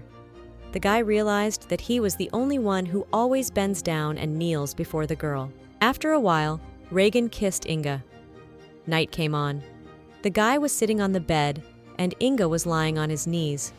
Regan started telling the girl that he was planning to organize a banquet next month. Inga didn't understand what kind of banquet it would be. Regan was telling the girl that it was problematic for him to do these kinds of events alone, and now he had a lady in the house who could take care of it. Regan told Inga that he would like to help the girl who dug her own grave with her own hands. The boy talked about how he thought about asking the king for court musicians, but Regan decided it would be better if Inga did it. Regan talked about how his father was completely fascinated by the girl. Inga looked down at the floor and said nothing. The guy started asking the girl what was wrong and if she was okay with it. The girl smiled and said that of course she didn't mind, as this orchestra was amazing at their wedding. Inga talked about how she would love to see them at the banquet and hear them play again. Regan smiled and told the girl that he would leave the matter on her. Afterward, the girl left the room and saw Lord Jochen. Inga started to ask the guy when he arrived. The Lord smiled at the girl and asked her about going somewhere. The girl talked about how she was thinking of visiting her father's estate before going to the palace. The Lord began to ask the girl if he could accompany her. After a while, the girl sat with the guy in the carriage. Inga listened to the Lord's stories and felt delight from his stories alone. The guy told the girl that as soon as Aizen returned, he would take care of everything instead of his brother. Lord thought about Regan being a very busy man.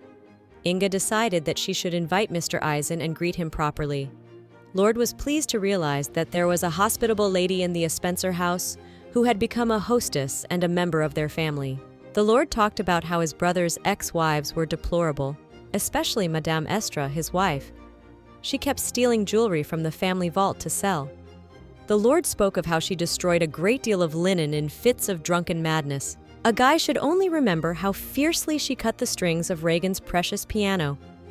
Lord talked about the fact that, of course, her brother and himself is far from a saint, and yet, this woman was simply incredible. Inga sat there and realized that she didn't know that. The guy started telling the girl to forgive her, as the Lord didn't want to upset the girl with such gloomy talk. Inga told the girl not to worry about it, as the girl was always happy to learn something new. The Lord talked about how his brother could be quite arrogant at times. When he's in that frame of mind, he's capable of a fair amount of bloodshed. The Lord said to let the boy know if that was happening, and then he would be sure to have a talk with him. Inga told him that she had no idea he was such a brave man. After a while, the girl and the Lord arrived. Everyone stood outside and waited for Inga. The girl, with all her might, began to hug Andit. The brother was saying welcome to the girl and touched her cheek. After a while, Edwin came up to the girl and was telling the girl that she looked better than expected. Inga asked her brother why he was still at home. Suddenly, the girl saw her mother and ran up to her. The mother began to tell the girl welcome. Inga started asking the mother where the father was. The mother said that he was in the palace.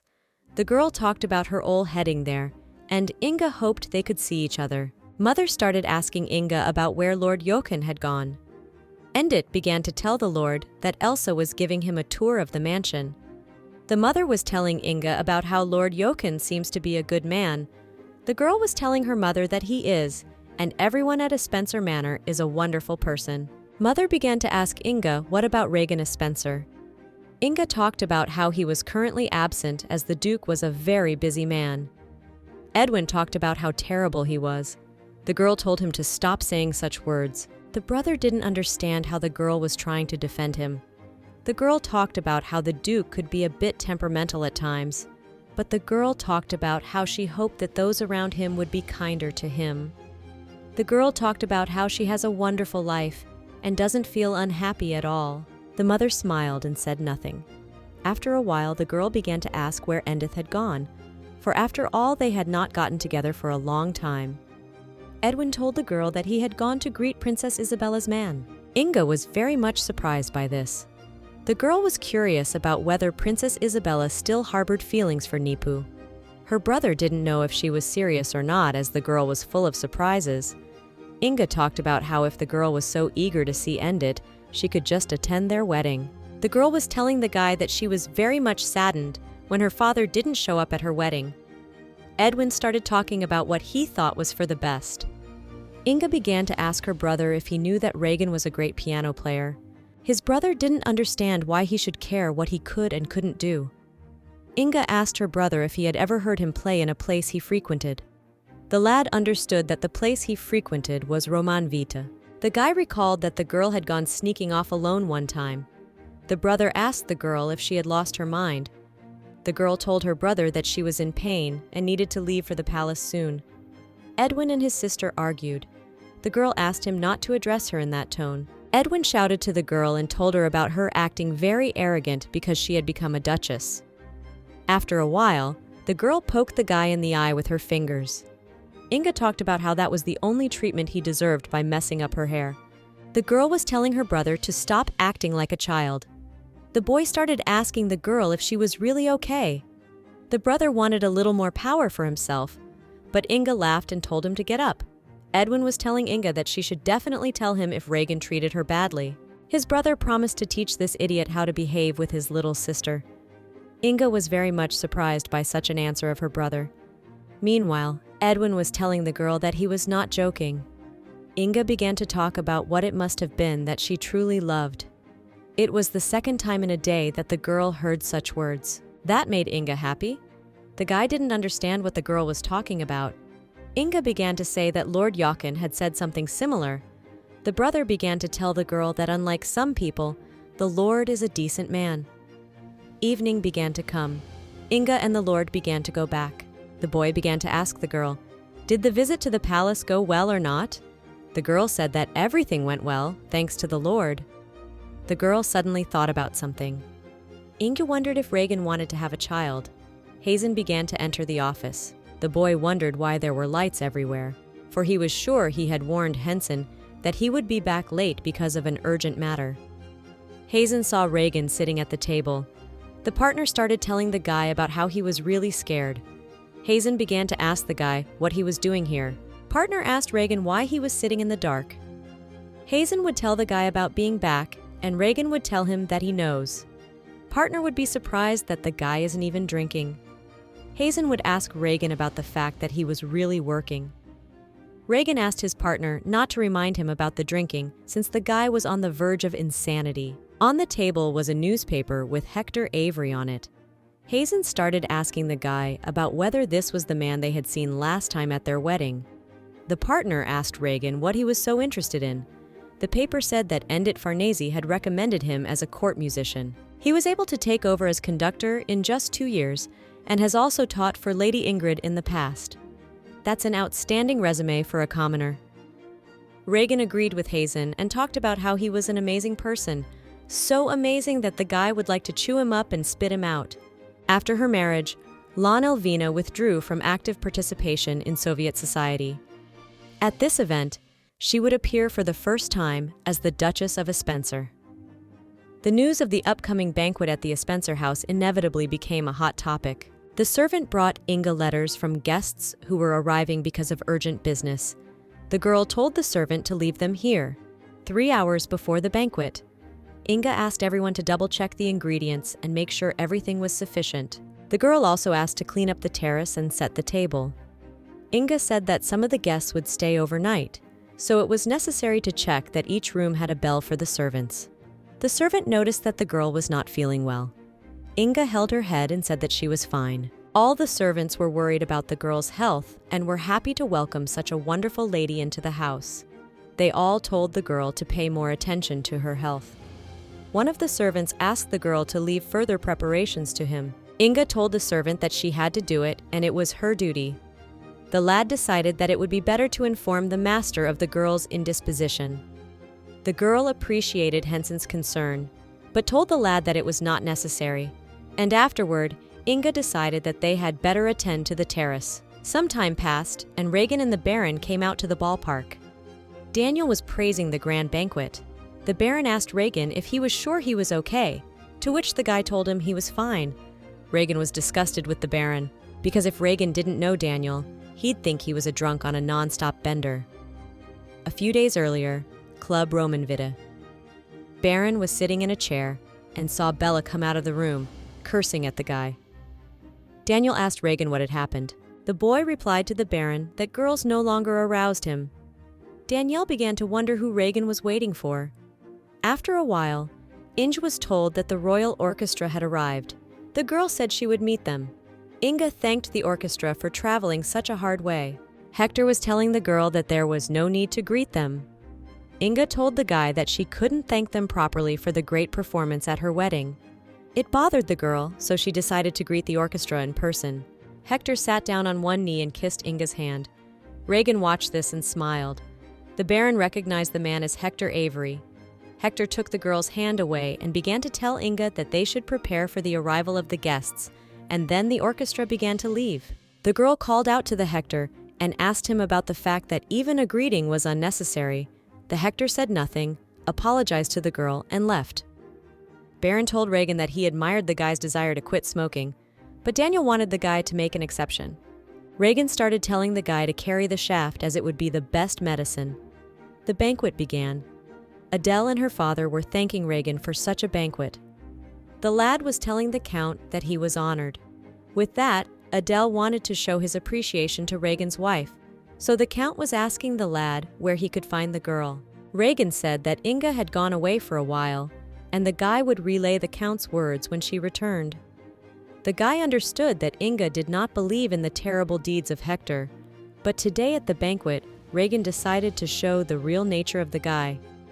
Suddenly, the guy noticed that another person was playing instead of the conductor. Regan yelled and asked the Baron where Hector had gone. Henson came up to the boy and said something in Regan's ear, and he started to leave the banquet for the upper floor. The Baron was surprised at this in Regan's demeanor and face. The guy couldn't understand why Inga had gotten sick out of the blue. Regan had seen the girl smiling perfectly healthy at Hector a couple hours ago, and the girl had even offered her hand for the guy to kiss her. Henson asked Regan to calm down, but he told him to leave. Regan walked into the room and told the girl to get up. Inga told the guy that she really wasn't up to it right now, but the guy was persistent, and Inga pestered from the bed. The guy started telling the girl that this banquet was being held to introduce the girl to the society. Regan didn't understand why the girl decided to behave like this in society. The girl started asking the guy about his face and if he was okay. Regan asked Inga about being forced to sit here by the Hector. The girl didn't understand who Regan was talking about. The girl told the guy that she would feel better if she got some rest. Inga apologized for leaving Regan alone. The guy started asking the girl where the commoner was. Inga told Regan that she was sure he was in the banquet hall now. The guy didn't believe Inga and asked her where the commoner was. The girl told Regan that it was okay if he decided to harass her. The guy asked Inga that this is what is called love between an aristocrat and a commoner. Inga apologized to the guy, but Regan meanwhile started shouting and asking the girl why she was apologizing to him. The girl got out of bed and told him she would go down to the hall first. Out of anger, Regan was breaking windows, candles. The guy didn't want to act like that, and he didn't understand why he was acting like that. In the banquet hall, everyone was talking, and it was all good. A Bentley came up to Adele's father and said hello to the Count. The father was happy to see Bentley. The Earl was telling the lad that he had heard that Bentley was a promising young knight. The lad talked about how he only came here for the dazzling beauty of Lady Adele. The lad apologized for being rude, but said that it was simply impossible for him to miss the opportunity to present himself to the Earl in person. The father joined the other guests, and the girl stayed where she was and agreed to give some time to Sir Bentley. The girl cried and left the boy. Bentley ran after the girl. The lad missed their meetings in Romanwit and could not understand what was going on with the girl. Suddenly, Adele took off her tuff and told Bentley to fetch it, calling the guy a dog. When Bentley went to get the shoe, Adele started telling him to take it and leave. The guy was telling Adele that she could trust him, and if something was bothering her, he was there for her. Those words meant nothing to Adele. The guy began to tell the girl that just like that, he could not let her go, and after Bentley offered the girl to marry him. Adele was shocked. Bentley knew that Adele's father liked him, and they got along great. The girl hugged the guy, and Bentley said it was no joke. A short time later, Adele cried out in tears to Bentley that she was pregnant. The girl wanted to die from how scared she was. The boy kissed the girl and told Adele that she wasn't changing at all. Lady Ingrid stood quietly in the hall. The Baron walked up to the girl and told her that she looked gorgeous today. Inga was happy to hear those words from the boy. Regan had told the girl a lot about the Baron. Daniel couldn't imagine what Inga had heard about him. The Baron asked the girl if she was okay, as Inga looked pale. Regan walked over to them and said his wife was fine and she wasn't such a frail woman. Baron didn't understand why Regan was looking worse and worse. Daniel showed the conductor that Regan was looking for. He was playing the piano. The guy was telling the Baron that his attention was on his spouse at the moment. Regan wanted to undress the girl here and now and run his tongue all over her body. Baron didn't understand what the guy was saying. Inga asked to let her go, as she thought that Regan was already drunk enough. The guy held the girl and said he was perfectly fine. Inga was too tired to deal with Regan. Inga noticed Hector Avery looking at her. The girl went up to him and told him that she liked him. The guy was a little shocked, but thanked her for treating him that way. Inga asked the guy to take it seriously. Hector told the girl that she shouldn't say something like that, especially to someone like her. The girl told the guy that she wanted to share her love with Hector every day. Inga asked him why he doesn't accept the girl's feelings. Hector touched the girl's hand too and asked what kind of crazy person can refuse Inga's love. But for all that, the guy still left the girl. After a while, Inga was approached by Regan and told her that the man had already planted his seed in another woman. Suddenly, the guy saw Adele with her father and Bentley. Regan pulled his wife and came over to them as GRA wanted to personally thank Inge. Suddenly, Regan started asking her father if she had sorted out all the affairs. The Count didn't understand what this was all about. Then, the guy started talking about how he wanted to know about the mistake. Adele immediately yelled to the guy and tried to set it up. The Count asked Regan what the bug was, and Adele asked the guy not to talk about it. The guy started talking about how the problem apparently hasn't been solved yet. Regan said he could help them, and then the guy ordered Hector Avery to be brought in. The guy said that the girl was old enough to get married, so Regan wanted to facilitate that. Adele regretted telling Regan about it. The Count yelled and asked the girl what was going on. Adele couldn't answer anything. The Count was telling the girl not to ignore him. Then Adele started apologizing and talking about having a baby.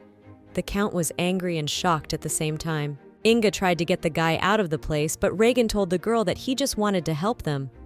Earl yelled at the girl and asked, how dare she dishonor her family? Regan started talking about how he would introduce the person responsible for this. Regan wanted to show Hector, who almost walked over to them, but he didn't have time, as his hand was intercepted by Bentley. Knight was saying that Regan was now drug-intoxicated on a day when a guy is expected to set an example as a member of aristocratic society. Regan couldn't understand how Bentley dared talk about him. After a while, Knight approached Adele's father. The guy started saying that he was the only one who deserved to be censured. Bentley said he couldn't control his impulses, for which he apologized. The Count asked the guy about what he meant that it was him. Bentley backed up what he said and said he should have confessed sooner, but he was too cowardly. The Count had no idea what was going on. Regan was angry too, and didn't understand why the man was interfering.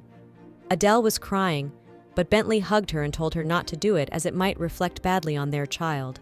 One of the aristocrats walked up to Adele's father and was surprised that his daughter was able to round up the roboom coloring. Regan was angry and told himself that Bentley wasn't going to get away with this. Regan tried to get ready to go, but Inga fell behind him. Everyone screamed, and a Hector ran up to the girl. Regan picked Inga up in his arms and told the Hector to get out. The guy ordered Henson to call a doctor. Regan didn't understand what he had been doing all this time and why he hadn't kept an eye on Inga. Regan immediately remembered how Prince Eldis had fallen the same way when he was a child. Regan began to ask the doctor how the girl was doing. Sawyer replied that he told her to stay in bed and rest. The doctor didn't understand how it was fashionable to ignore her terrible condition and make her faint. Little Regan asked Prince Eldis why he didn't say anything about being sick. His brother answered the boy that he didn't want Regan to see him like that. Regan looked at Inga and didn't realize what he had been doing all this time while the girl was suffering so much. People were standing in the street watching the carriage. They talked about it being Farnesi's carriage. People thought it was empty, but Endit was in it with his father. The boy suggested they come inside since they were invited, but the father told his son it was fine. Endit asked his father if he missed Inga. The father talked about how he was just wondering how the girl was coping with the mess she had made. Endit talked to the father about how the last time the girl had come, she had looked quite healthy. The father unlocked the carriage and said he would go and ordered his son to stay here. Her father told Endit that he would stop by and just see how she was doing. Regan was sitting by the girl's bed and heard Inga calling for a guy. The girl was asking Regan what happened with the banquet. Regan was telling the girl to forget about him and not to think about him. Inga tried to say that it was the guy's reputation, but Regan wouldn't even listen to that. Inga started telling the guy that she understands why Regan hates her. The girl was saying that she would try really hard and make up for everything to the guy. Regan was telling the girl to keep her mouth shut as he already understood everything. The guy asked the girl if she needed anything.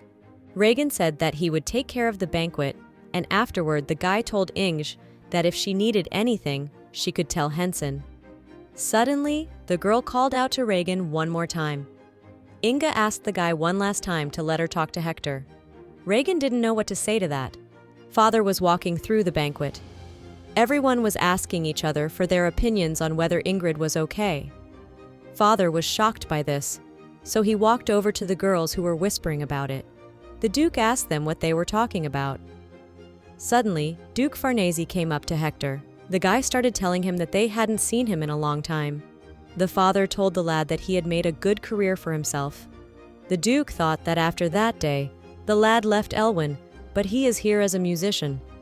After a while, the father punched Hector in the face with all his might. Duke tried to remove the guy with his cane, but was stopped by Regan. The father started looking at the guy and calling him Regan a Spencer. Regan wasn't sure if Duke had the right to address him so informally. Regan told his father that if the Hector had a face worse than before the previous beating, Regan's gonna be in trouble. After a while, the guy came out to the people and started telling them that this banquet had failed, so on that note, the guy had to say goodbye to everyone. The guy hoped that all the people could turn a blind eye to the mess of tonight. Regan wasn't much good for these pompous gatherings. The boy began to tell the Duke that he had to go too. Regan started telling Henson to wipe the blood off the musician's face and escort him to Ingrid. The father yelled to the lad that he would not allow him to do that.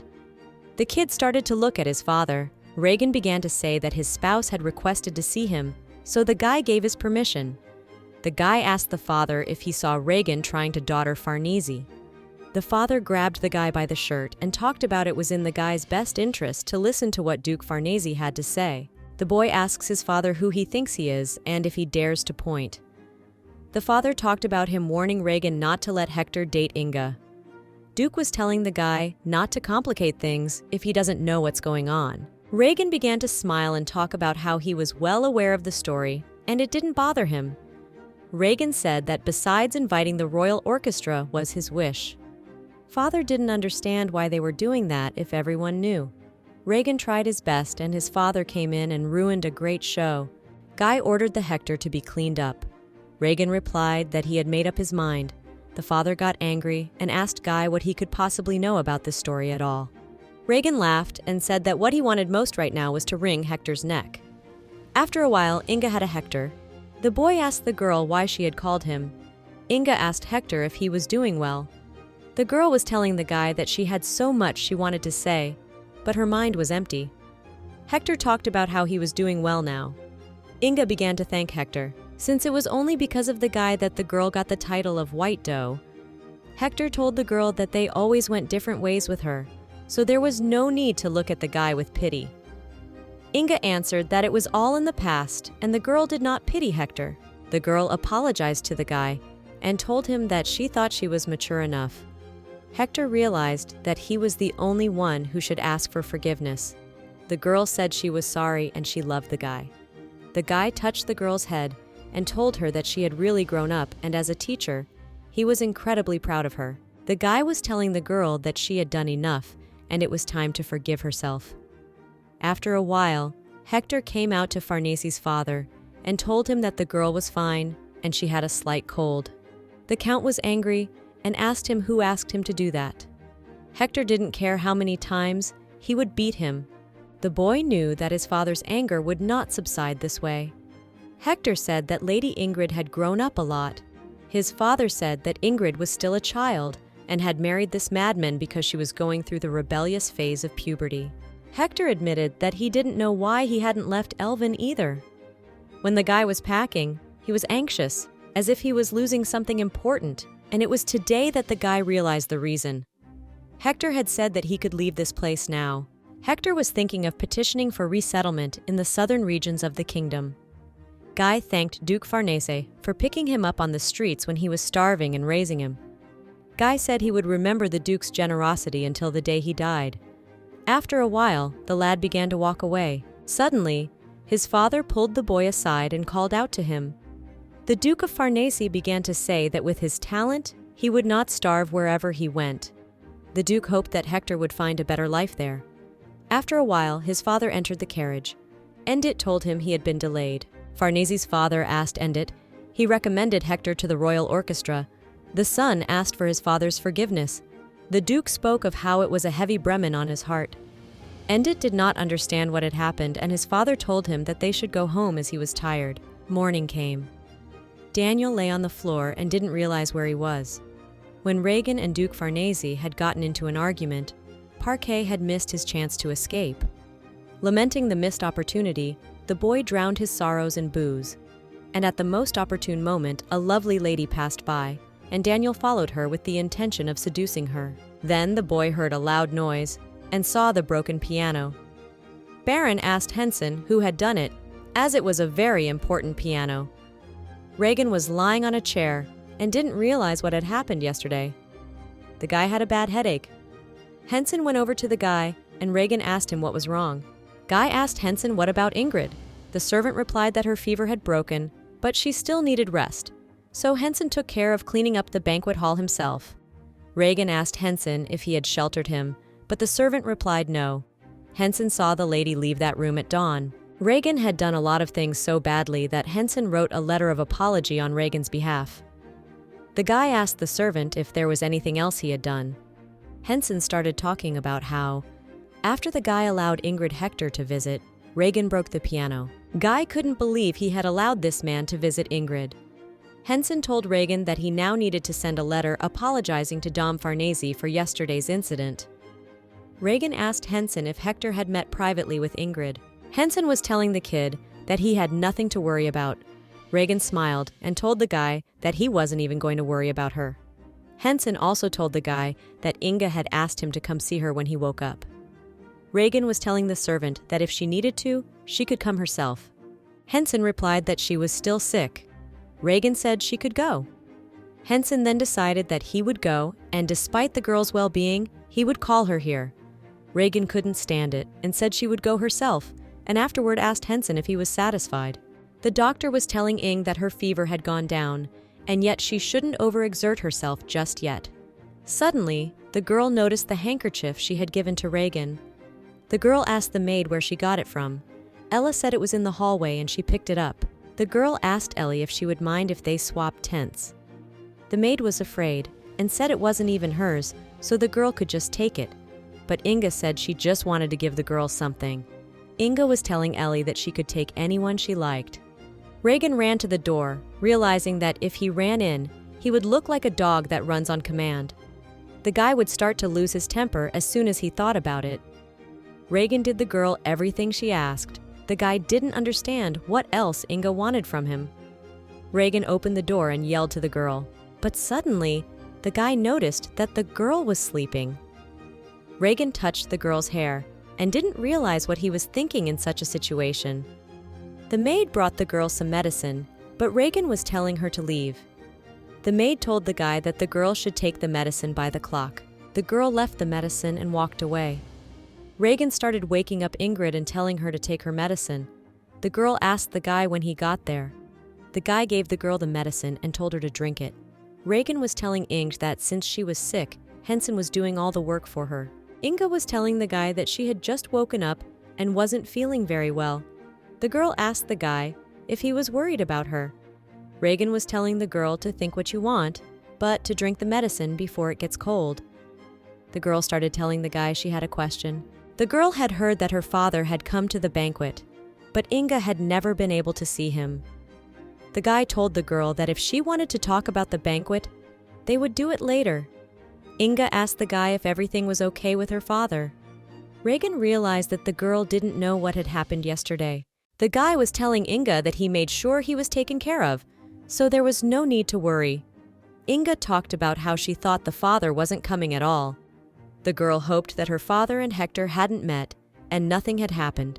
Regan tried to say something to the girl, but remained silent. The guy told the girl that they hadn't met each other. Inga told the guy that it was a relief. Regan started asking the girl if she was done with the Hector business, and maybe he should do something else. Inga was telling Regan that she should thank him. The girl thanked the guy for letting her meet the Hector. Inga spoke to Regan about having the opportunity to talk to him and apologize for the first time in 2 years. It felt a little inappropriate to thank and apologize to someone who had let the situation go a long time ago. Inga was able to say a final goodbye, and now she felt much better. Regan assumed that the girl liked him a lot. Inga answered the guy that she did, and she liked him a lot. The guy understood why the girl refused to become the queen of the Northus. And for all that, the girl even made up a ridiculous excuse that she didn't have the guts to leave Elvin. Inga told the boy that she wasn't lying when she said she didn't want to leave Elwyn. Regan didn't understand that. The girl said that she had suppressed her love for Hector a long time ago. And for all that, the girl didn't marry because of what happened in the past. Inga has talked about this before, but she wants to become Queen of Severus and condemn herself to a miserable life. It would mean resigning herself to the fact that the king is free to leave her at any time. Inga would end up the same way as the current queen, who was ill. The girl didn't understand why she should leave Elwyn, where she had everything, and live the worthless life that was forced upon her. Regan asked the girl if she would put up all this show to remarry him. Inga answered the guy, no. The girl was telling Regan that it was only because of the guy's help that the girl was able to avoid an unhappy future. If Inga knew how much pain she would cause Regan, she wouldn't have done that. Regan realized that the girl was not like him. Inga doesn't live in the past. Regan was telling the girl that everything was fine and she should rest. Inga asked the guy how he knew about Hector. Regan replied that Edwin Farnese told him. The guy was about to leave and the girl asked him where he was going to plan to sleep tonight. The girl was telling Regan that if he didn't mind, he could come to their bedroom. Inga realized that it was probably uncomfortable to sleep in the study. Regan began to say that he would think about it. Night was falling and the guy was still in his office. Henson asked Regan what he was doing at this hour. The guy said he was writing a letter of apology.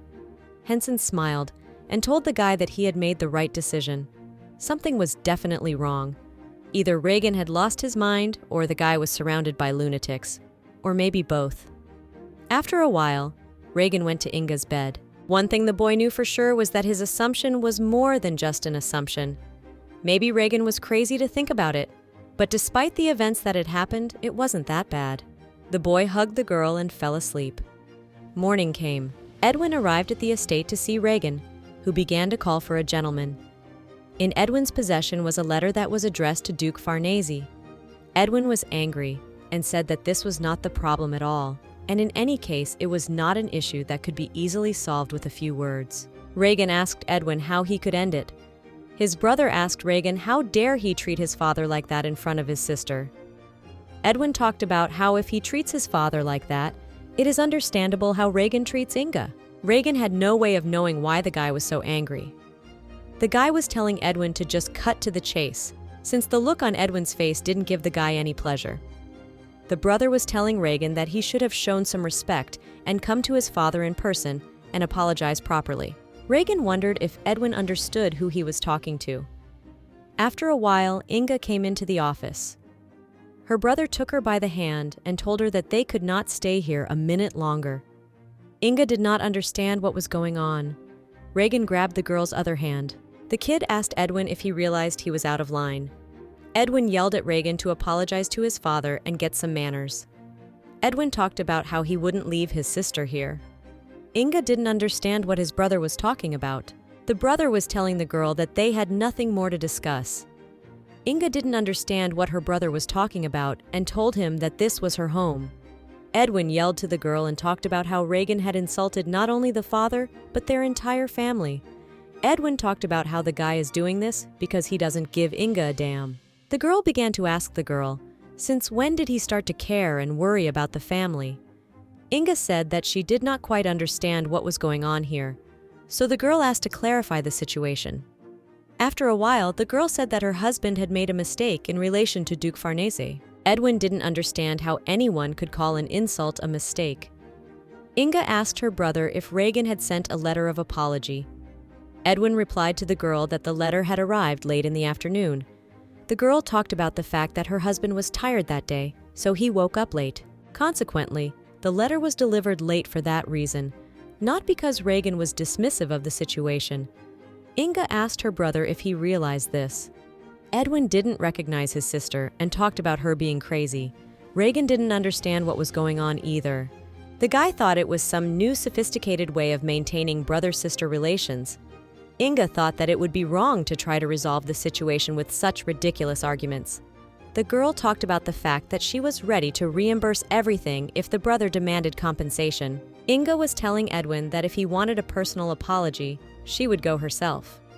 The brother pointed at Regan and talked about how he should be the one apologizing, not the girl. Inga told her brother that she was the one who threw the banquet, and she was responsible for everything that happened at the banquet. Regan and Edwin were shocked. The girl talked about being Lady Spencer, and wasn't she enough? The girl asked her brother if he could elaborate on why she couldn't apologize. Regan told them to stop.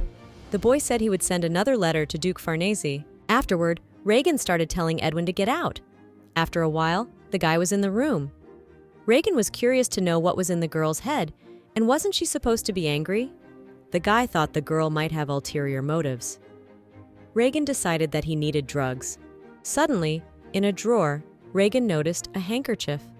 The guy didn't understand why it was there. After a while, Inga started asking the guy if he was angry.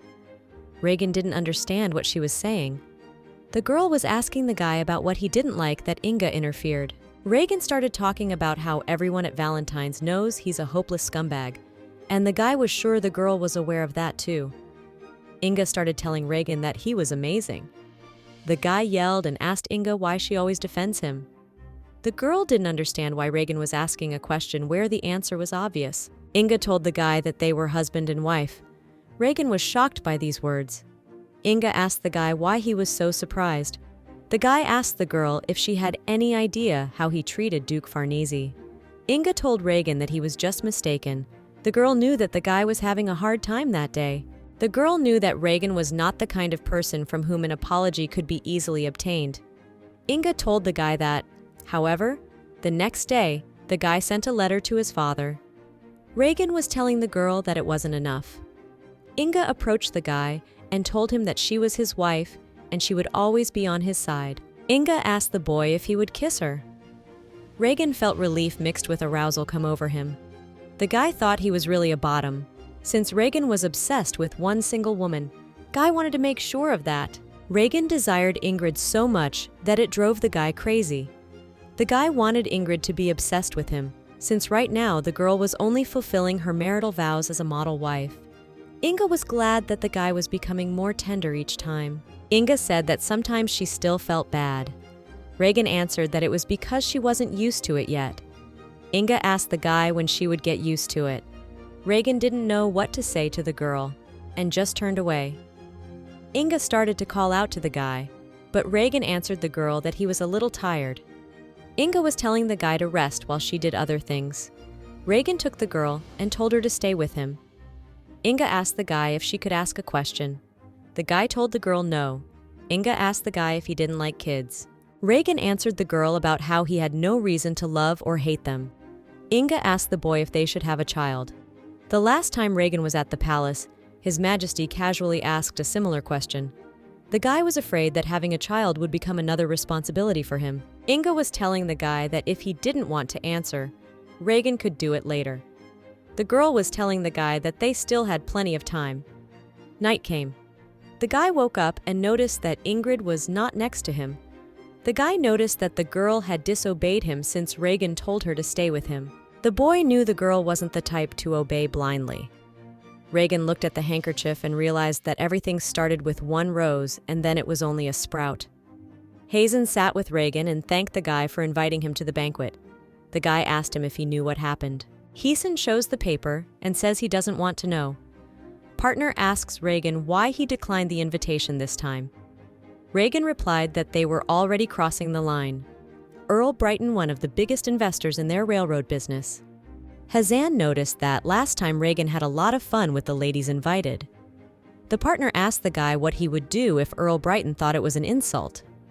Regan asked the guy about who would want to spend time with a bunch of hookers. Guy had told Hazan to schedule all business meetings for lunchtime from now on. The partner didn't understand where his master had gone. The partner told the guy that he wasn't kidding, and if the Earl of Brighton changed his mind, it would cause trouble for their business. Regan told Hazen that he would just pay Shadi a visit, and that would be enough. The partner smiled and talked about how it was one of those decisions that her master would never make voluntarily. Guy told Hazen to clear his schedule for next week.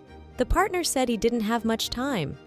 Regan replied that his wife wanted to invite Hazan to visit them. The guy asked Regan what day would be best for him to visit next week. After a while, the guy returned to the estate. Regan began to tell Henson that he would be leaving again. Henson asked the boy about what plans he had. The servant remembered that it was the day of the night's entertainment at Romanwitz.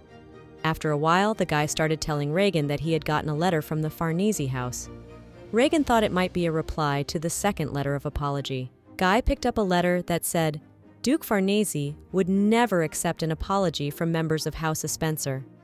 Regan asked Henson if Ingrid knew about it. The servant said that the girl had read the letter, but had not reacted in any way. Regan began to ask where Ingrid was now. Henson replied that the girl was now in the parlor with a friend from the Delgard house. After a while, the guy approached the girls. Kayla greeted Regan and said that she was very happy to see him. Inga replied that this was her friend Kayla and her son. The girl said that Kayla couldn't attend their banquet, so she would stay with them for 5 days. Inga asked the guy if that was acceptable. Regan didn't understand how it could be acceptable if the girl took her son, who cried all the time. Regan hated that kind of thing. The guy realized that as long as Kayla was here, he wouldn't be able to sleep with Inga. The girl asked Guy if he was tired after the long drive. Regan didn't look good. Regan told the girl that he would take care of everything and she had nothing to worry about. The guy asked back and found out that they would be staying for 5 days. Regan smiled and told Kayla that he hoped they had a good time. The girl asked the guy if he wanted to have dinner with them. Regan replied to Inga that he still had things to do. The guy told the girl to enjoy their time together. Kayla asked the girl if she really liked it here. Inga didn't understand the girl's question. Kayla began to tell Inga that the guy was exactly as the rumors described. Inga told the guy that those were just rumors and that Regan was actually very kind. Kayla didn't understand why Inga felt that way. The girl asked Inga if she really loved him. The girl looked down at the floor and tried to say something, but Inga was interrupted by her son's crying. Kayla didn't understand what had gotten into him. Inga asked Kayla if she could support him. Kayla was only too happy to do so. As soon as the girl took the baby in her arms, he started laughing. Kayla didn't understand what Inga had done and it was obvious that this baby could recognize a beautiful woman at a glance. Inga was telling Kayla how wonderful her baby boy was. Regan knew that eventually Adele and Bentley would be together. The guy knew that Adele always acted so arrogant and bossy, yet she still stayed with Bentley. Rumors reached Regan that the child in her womb was not from the boyfriend at all. An evening at Roman Witt's nightclub. Baron greeted Regan with a smile. Suddenly, Liza, the daughter of the Minister of Defense, approached Daniel. The Baron was apologizing to the girl for something, but Lisa was asking if the apology would be enough. The girl asked the guy who he thought he was. Baron didn't understand why the girl was yelling, since the guy had just hit the girl with his shoulder. Daniel was telling Lisa that he apologized, and also the guy started telling the girl to watch her manners when she gets drunk. Lisa yelled at the guy and told him that he was going with her. The guy begged Regan to save him, but Regan smiled and said goodbye to Baron. After a while, the guy was harassed by Belle. Parquet asked her if it was time for her to stop this dirty harassment. Belle was asking Regan about the fact that didn't he come here to enjoy this dirty harassment? Regan grabbed the girl's hand. Belle began to ask the guy about the fact that he was now making a saint of himself and had hit rock bottom. Regan answered the girl that that was right, and he had hit rock bottom. The guy didn't wish the girl to hear this from a man who was in the same place. Regan was telling Belle that it was disgusting. Belle didn't understand why Regan started to think he was better than others when he got involved with Ingrid. Guy asked the girl to show more respect when she talked about the Duchess of Spencer. The girl was telling Regan that she wasn't just going to let it go. Regan was telling the girl to give it a try. Belle didn't understand what the guy was trying to tell her. Regan was telling Belle that if she didn't like sitting back, she should take action and do something about it. The guy was telling the girl to remember that he had already hit rock bottom, and the guy doubted that another hole in their endless streak would change anything. The girl was yelling at the guy that she wasn't done yet. Regan was telling Belle not to be stupid, as the guy never singled out the girl from the others crawling around in there. Just because they're both on the bottom doesn't wish them equal. What Regan was referring to was the fact that their fathers are of completely different status. With all anger, the girl ran at the guy, but suddenly, Shadi Zenith, who was the chairman of the nightclub, took the girl's hand and told her to leave. Shadi was telling Regan that this was his business too, and if he wanted to have a good time, he should show some respect. Regan was telling Shadi that he said fine, but Regan isn't here tonight for fun. The guy was telling the man that he has business to attend to. Shadi was telling Regan to discuss business elsewhere. After a while, they left. Shadi Zinat is the founder of the Roman Vidi nightclub. He's also a well-mannered man who isn't interested in alcohol or women. Regan realized that being in a bad mood, Shadi Zenoth was worse than Farnese. To Regan, this was a man he hated, but to drum up interest from Brighton, their biggest investor, the guy will need the influence of House Zenith, which is controlled by an alliance of nobles from that region. So Regan has to do anything to gain Shadi's favor. Regan wanted to offer him a drink, but the man said he doesn't drink. Regan offered him a drink since there is no need to live a boring life. Shadi asked Regan if he thought his life was gratifying. That's what Regan despised most about him. The guy began to tell Shadi that he had a request for him. The man began to tell the guy that on the other hand, the life of a man married to an elven doe was unlikely to be boring. Regan asked Shadi not to push it since he wasn't here for an argument. The guy said he wanted to talk business. Shadi Zenith started asking Regan how much he knows about Elven's doe. The man asked Regan if he knew what she liked. The guy didn't understand what Shadi wanted from him. The man talked to Regan about the girl's keen interest in art and literature. Shadi asked Regan if he knew that the girl was particularly fond of Wilder's Withers Wilder books. Regan didn't understand what the man was even talking about. Shadi couldn't believe that someone like the guy was able to appropriate Elven's doe. Regan replied to the man that he didn't know there was a stalker lurking behind that image of a gentleman. Shadi asked the guy about the fact that didn't he know that. After a while, morning came. Regan woke up on the stairs. The guy couldn't understand what had happened. Baron was lying in Lisa's arms. Regan realized that it seemed someone was busy. Shadi knows a surprising amount about Ingrid. For example, the compositions the girl often performed in front of audiences, which authors and writing style she favored. Regan told the man to stop talking about his wife. Shadi started talking about how he's sure Regan has no idea how many people haven't given up on Lady Ingrid, and all because a girl picked a guy. Regan was asking the man why he should discuss his wife with him. The guy asks Shadi if he's crazy, but the man replies that he's perfectly sane. Regan decided that now would be a good time to cut to the chase and talk about his business. But Shadi interrupted him again, asking the boy if he knew Count Alphonse. Shadi replied that he had no interest in literature and attended all the poetry readings just to see Inga. Shadi replied that even Jacob dared to dream about her. Guy realized that he had to calm down because if Regan couldn't get his support, Guy's railroad business could seriously suffer. Regan began to ask Shadi about King Severus. The man replied to Regan about how his brother, Prince Eldis, was also very fond of Ingrid.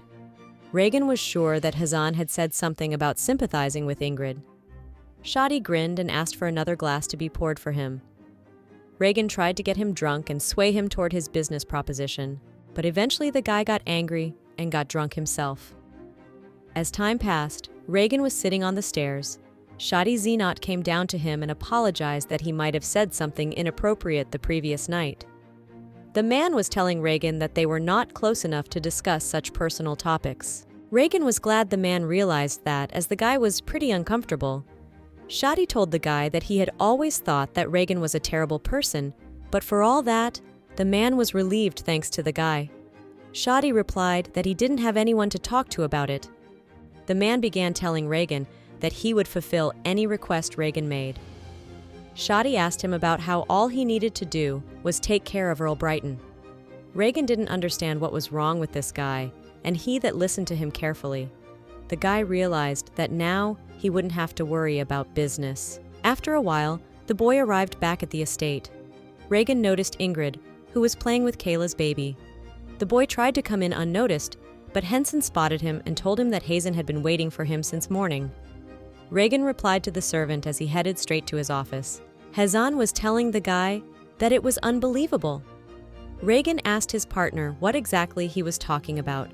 Hazan admitted that he thought he was going to fail. The partner was sure that Regan and Shadi were spell enemies or something. Regan replied that when he had a goal, he would accomplish it by any means necessary. Hazen was surprised that the son of House Zenith had feelings for the girl. Regan talked to his partner about how he was very much a stalker. Hazen asked the guy about whether that was enough to be considered one. The guy was asking Hazen if he was listening to what the guy was saying. Hazan admitted to a bit of a misunderstanding, as many are quite knowledgeable about Lady Ingrid. The Royal Weekly published an exclusive interview with Lady Ingrid. The young lady was born in the pompous city and is skilled in playing the piano, cello, violin, and other musical instruments. The girl's favorite author is Wilder's Wilders. Rumor has it that Inga has memorized one of his books completely. As for dancing, among others, Inga prefers the Viennese waltz. Regan asked Heather about the fact that he was going to do the same. The boy didn't understand what was going on with Regan. Hazan was responding to Regan about how these are common knowledge facts that any admirer of the guy's spouse knows. Even commoners know about it. Hazan was asking the guy about how isn't it strange that the guy isn't familiar with the most basic information? Night had fallen. The guy was sitting in a chair and looking out the window. Inga entered the room and started asking the guy when he came back. Inga asked Regan if he was done with his work. Regan started asking the girl why she had to be born like that. Inga didn't understand what Regan was talking about. The guy hugged the girl and told her it was okay. Regan started asking Inga if she knew about Shadi Zenith. Inga said that she knew about the Zenith house. The girl asked that he was family. Regan realized that he was making a big deal out of nothing. Regan started touching the girl. Inga started telling the guy about showing Kayla around the city that she was really tired. Regan didn't realize if the girl was really only tired. The guy got up and walked over to the window. A girl came up behind Regan and asked him if he was angry. Regan didn't look at the girl and said she wasn't angry at all. Morning came.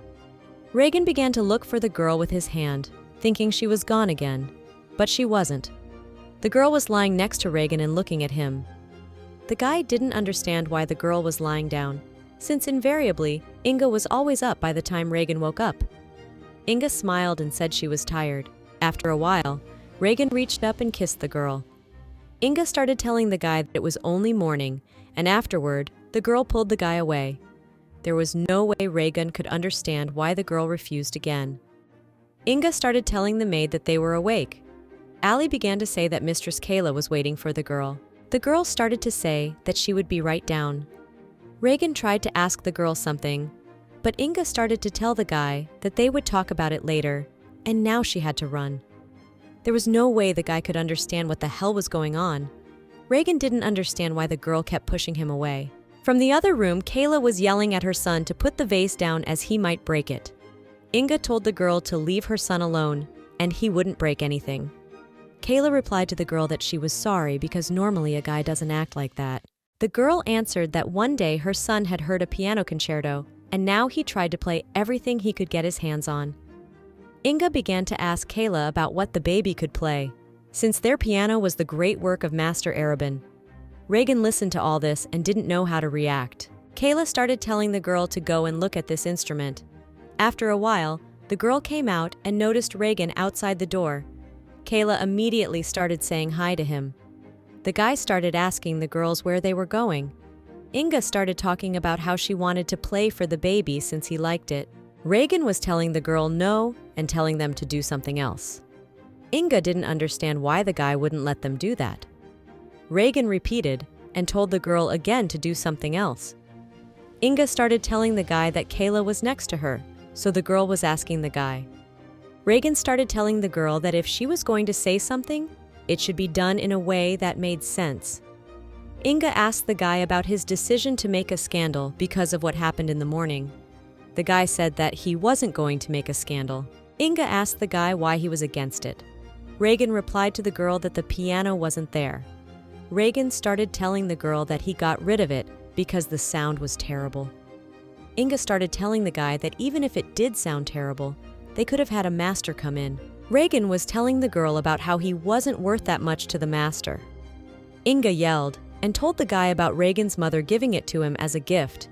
The guy started telling Inga about how his mother had long forgotten about the thing, and the girl should forget about it too. Kayla started talking about how she didn't need to play right now. The girl offered to go to El Farah as they had planned. Regan asked the girl why they were going there. Inga started to ask the guy why he was asking for another ban. After a while, Inga told Kayla to go. Regan had no way of knowing what the problem was. For a second, Regan thought the girl had gotten another man. Regan started asking Henson what El Farah was, and there was something going on there. Henson answered the guy that it was a store that was holding a literary event today. Since Duchess likes to read, Henson recommended the place to the girl. Regan stood at the window and didn't understand why the hell he had broken that piano. The guy didn't understand why the girl was bothering with his mother's gift. Regan figured the girl was just looking for an excuse to pick on him and then use that as leverage. The guy couldn't believe that the girl was the type of woman who would use absurd reasons to fight. Regan didn't realize if he even knew anything about her. Henson noticed Regan go into the study. The servant was very much surprised by this. The girls were standing outside laughing. Kayla told the girl about how wonderful it was. Inga agreed and told Kayla to do it more often. And afterward, the girl said that she should get ready to go home and Inga should get a good night's rest. Henson began to tell the girl, "Welcome back." Inga started telling the servant that she wanted to take a bath. After a while, Inga found Regan in the study, asleep with a book on his face. The girl decided that perhaps she had been too harsh. Inga noticed that the author on the book was someone she loved. Suddenly, unintentionally, the girl dropped the book and Regan woke up. Inga apologized to Regan for waking her up and afterwards told him she was on her way out. Regan took the girl's hand and told her to sit next to him. The guy was telling the girl about how her name sounded really funny. Inga started asking the guy what his nickname was. The girl went through a lot of names, but she didn't guess. Inga told the guy that she didn't know he liked to read. Regan realized that there was no way the girl could know since she didn't like to read. Regan told the girl that he knew Inga had a favorite author, Withers Wilder. Regan asked Inga if she liked smart men. The girl got up from the guy and talked about the fact that she needed to take a bath. The The guy had no way of understanding what was going on between them and why the girl was reacting this way. Regan started asking the girl why she kept avoiding him. The guy asked the girl if she had fun with that boy while Regan wasn't around. The book fell to the floor, and the girl got up from Regan's lap. Inga started asking the guy how he even came up with something like that. The guy asked the girl why she was angry and if she felt any guilt. Inga started to say she'd had enough and refused to engage in dialogue while the guy was drunk. Regan took the girl's hand and asked her about her daring to ignore him. Regan asked the girl about how he is so insignificant in her eyes. The guy starts telling the girl about how he can play the piano too. Regan shouted to the girl that he could be good at literature too, if he practiced it. Inga didn't know what the guy was talking about. Regan asked the girl if she was bored with him. The guy was telling Inga that she had turned him into a lunatic, and because of that, he was addicted to drugs again. Inga cried and told the guy that she didn't want to talk to him right now. Henson saw the girl in tears and told her that her bath was ready and she could go take it. Regan was picking up a book, and a servant came up to him. Henson started telling the guy that if he continued this now, the girl would eventually hate him. The guy was talking about how even if the girl did something nasty, Henson was advised to remain lenient, at least for the rest of this week. Regan didn't understand what Henson was talking about. The guy started talking about the Duchess getting too vulnerable during that period of the month. Regan didn't understand what the period of a month had to do with it. Henson began to tell the boy that when he sobered up, he should apologize.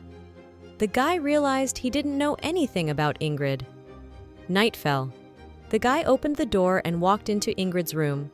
Regan noticed that all he did was bring the girl to tears. The boy didn't realize if he had ever heard a girl cry so pitifully. Regan tried to say something to the girl, but Ingrid wouldn't let him and got out of bed. The guy held the girl's hand and asked where she wanted to go. Inga asked to let her go, but Regan told her to sit down. The girl started yelling at the guy to get off of her. Regan started telling the girl that she was angry, and he understood that. Inga was still yelling at the guy to leave her alone for at least one day and leave her alone. Regan was telling the girl that he made a mistake and was too rude. The guy asked the girl to stop crying because he goes crazy when he sees her like this. Inga was telling the guy that he didn't like her condition, so she was going to leave.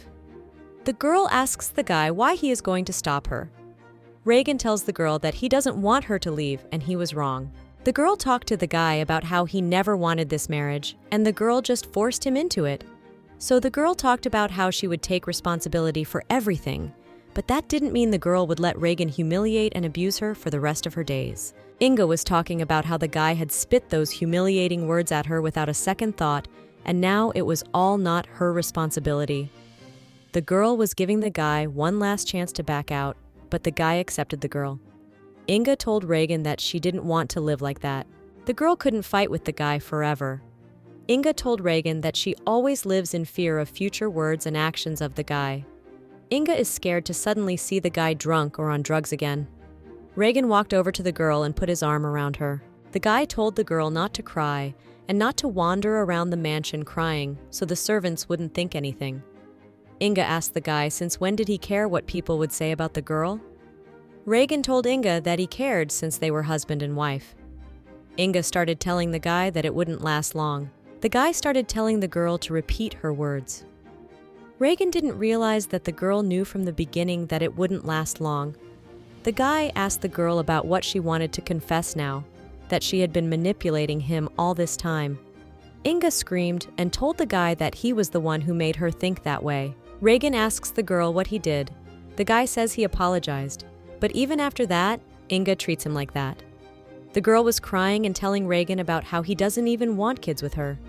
Regan told the girl not to make such a claim out of nothing. The guy asks the girl what she wants to say. Inga said that Regan didn't want children, and that must mean that the guy was planning to divorce the girl, as he had done with all his previous wives. Regan didn't understand what this woman had in mind for her. Regan started telling Inga that it wasn't about him not wanting children from a girl. Regan asked Inga why she would want kids with a man like him. The girl was asking the guy why he was saying that. The guy asked the girl what would happen if she gave him a life even crazier than Regan. Inga asked Regan what he could know about the identity of a child who had not yet been born. The girl started telling the guy about how he should have children too. Regan talked about how he's just a bastard with titles and land he didn't earn, so no one cares that the guy doesn't have kids. Inga began to ask the guy about why he kept tormenting himself and refusing to recognize the fact that he was noble. After a while, the girl left. The morning came. Inga saw Kayla off and told her that next time, Inga would come to the girl. Inga was telling Kayla to be careful. Kayla started to tell the girl again that she only wishes for happiness. The girl doesn't care who Inga chooses, but if the girl is unhappy, she should stop it all and not let her die from the inside out. Inga thanked the girl and then left afterward. For the next few days after Kayla left, Regan locked himself in his office and drank himself into oblivion.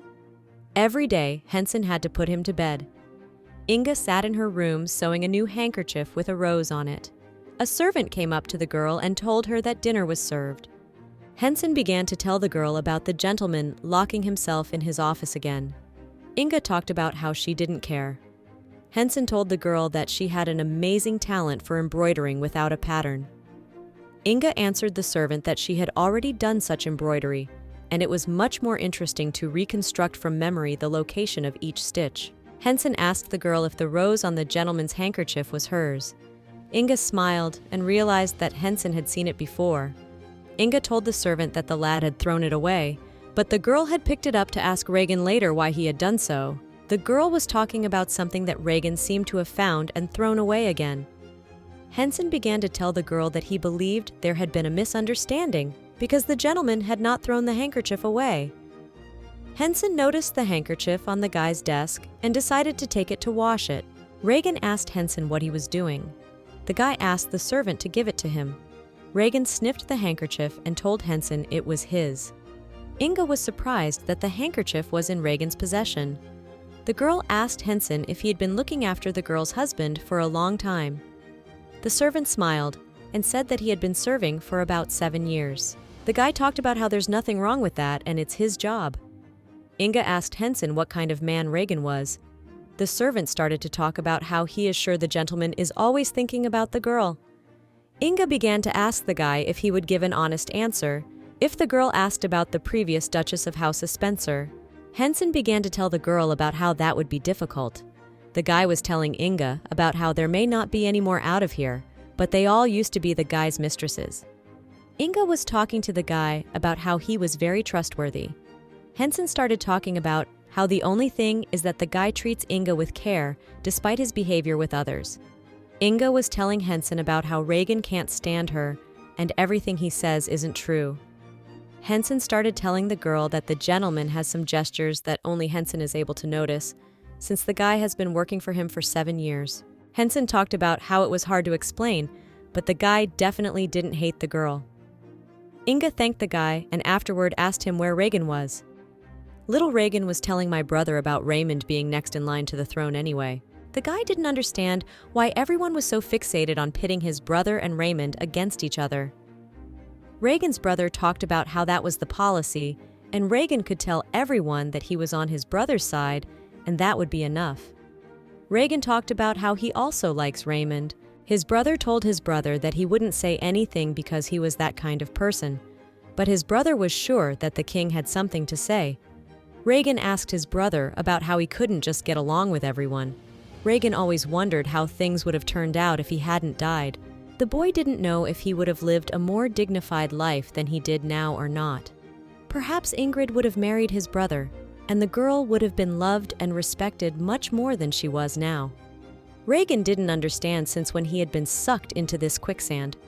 Regan sat in his office and didn't realize if it was nighttime or not. Regan looked at the book and realized that the author of this book was a man who had earned Ingrid's love with just words on paper. The guy didn't understand when he became so petty. After a while, the girl started knocking on the guy's door. Regan realized he wasn't at his best right now. Inga walked in and decided that she needed to air the room. Afterward, the girl picked up the handkerchief and talked about how it was hers. Regan asked the girl not to touch it since it was a guy's. Inga didn't understand why she should not give it back, since the guy himself threw it away and the girl picked it up. Regan walked up to the girl and apologized again. Inga started to tell the guy that she had given it some thought And the girl doesn't mind if the baby goes to the father, and the girl will always be here to take care of him. The girl will tell the baby how much she loves the baby. The girl talked about how she would also make sure the child knew, as well as scary. Inga was telling the guy about how he was very handsome and beautiful. The guy started asking the guy about why she came. Inga told the guy that she came to make up with him today. Inga asked the boy if he wanted to look at his aunt's cabin. Regan started telling everyone that it was very sudden. Regan wanted to take the handkerchief, and the girl started telling him to take it then, since it was his. The guy was telling the girl not to do it, that she didn't know how to do it. Inga started asking the guy why he wouldn't buy it. The guy took the handkerchief from the girl and told her about Inga not being able to give something and then take it back. After a while, Regan kissed the girl. In the kingdom of Valentine, the white fallow deer are honored every 2 years. According to the story, the king was so enchanted by the majesty of these beautiful animals that he named a festival in their honor. The government grants the title of doe only to the most beautiful women in the world, and the purpose of the holiday is to elect new beautiful does. In reality, the holiday is no different from an ordinary beauty contest. The event is also attended by guards, protectors of the beautiful women. About 150 young, good-looking, and unmarried men are selected for this honorary title. This year's Baron Guardian of the Doe, the guy thought maybe it was a gift from Lady Fortune. Regan didn't understand why Daniel's ramblings sounded like a second-rate musical. The lad replied that at this rate, the Baron could perform. The guy started asking the guy why he stopped by. Baron asked Regan why he stopped going to Roman Witty and if he had business problems. Regan was telling the guy to worry about himself. Regan didn't understand why Baron was asking, since the guy thought Baron didn't go either. Daniel began to tell the story and talk about how it was probably all because of Lisa. After a while, the Baron noticed the guy taking a cigar with a Casarina. Daniel started asking the guy where he put the Valum cigars, and if it was even possible to get high with it. Regan was telling the guy to shut up and get lost. Baron talked about this being his house, and then asked Regan why he came here unannounced. The guy said he was just passing through and would be leaving soon. Regan asked Baron if anyone was falling for his flirting. Daniel started talking about how men like Regan are always full of girls around him. Such men will never understand the experience of seducing women. Regan asked the Baron about the fact that even quiet men fall for such things. Daniel talked to the guy about how he had already seen his charms in action. Baron asked the guy about wanting to seduce some quiet women. Suddenly, Daniel realized that Regan wanted to seduce Lady Ingrid. Regan told him to shut up, but the guy laughed and talked about how he was right. The Baron was amused that Regan was asking for advice on how to seduce his own wife. Regan brought his fist to Baron's face and told him to calm down. The guy said Regan had a terrible temper. The boy began to tell Regan that first of all, he should cool his ardor and never show his true nature. The Baron replied that besides that, there was another way to win her over: money. Daniel spoke of gifts. Baron was sure that Regan had never given a woman anything before. After a while, the guy came back to the manor. Inga started telling the guy that she was glad because he came back early. Inga told Regan that she was just thinking how nice it would be if the guy came back early. Regan asked the girl why, to which Inga replied that Sir Jochen was already there. Regan was telling Inga about seeing him a couple days ago, and they had a great chat. The guy was asking the girl why he was here. Inga started asking the guy if he and Jochen fought in Maloa. Regan was telling the girl no. The guy said he was a little tired right now, so meet him later. Come to think of it, Regan had told Jochen that he would tie up Ingrid in Maloa after the day of honoring the doe, but the lad and Ingrid had nothing to do at that celebration. Guy decided that maybe they should just go. But also Regan knew that if they went and had to contact his mother. Henson began to call out to Mr. Regan asked him what was the matter, and the guy replied that Baron Daniel was a guest of the guy. The Baron was chatting sweetly with Inga at the table. Regan watched this and realized that Daniel really knows how to flirt with other people's wives. The guy started asking Daniel how he got the bruise. Baron started telling the guy that he had something going on and if he could stay the night. Regan was telling the guy to get out. Baron was saying that his wife had already given permission. Inga told Regan that Sir was very persuasive and insisted that he couldn't go home tonight. Baron was talking to Regan about having an uninvited guest in his house.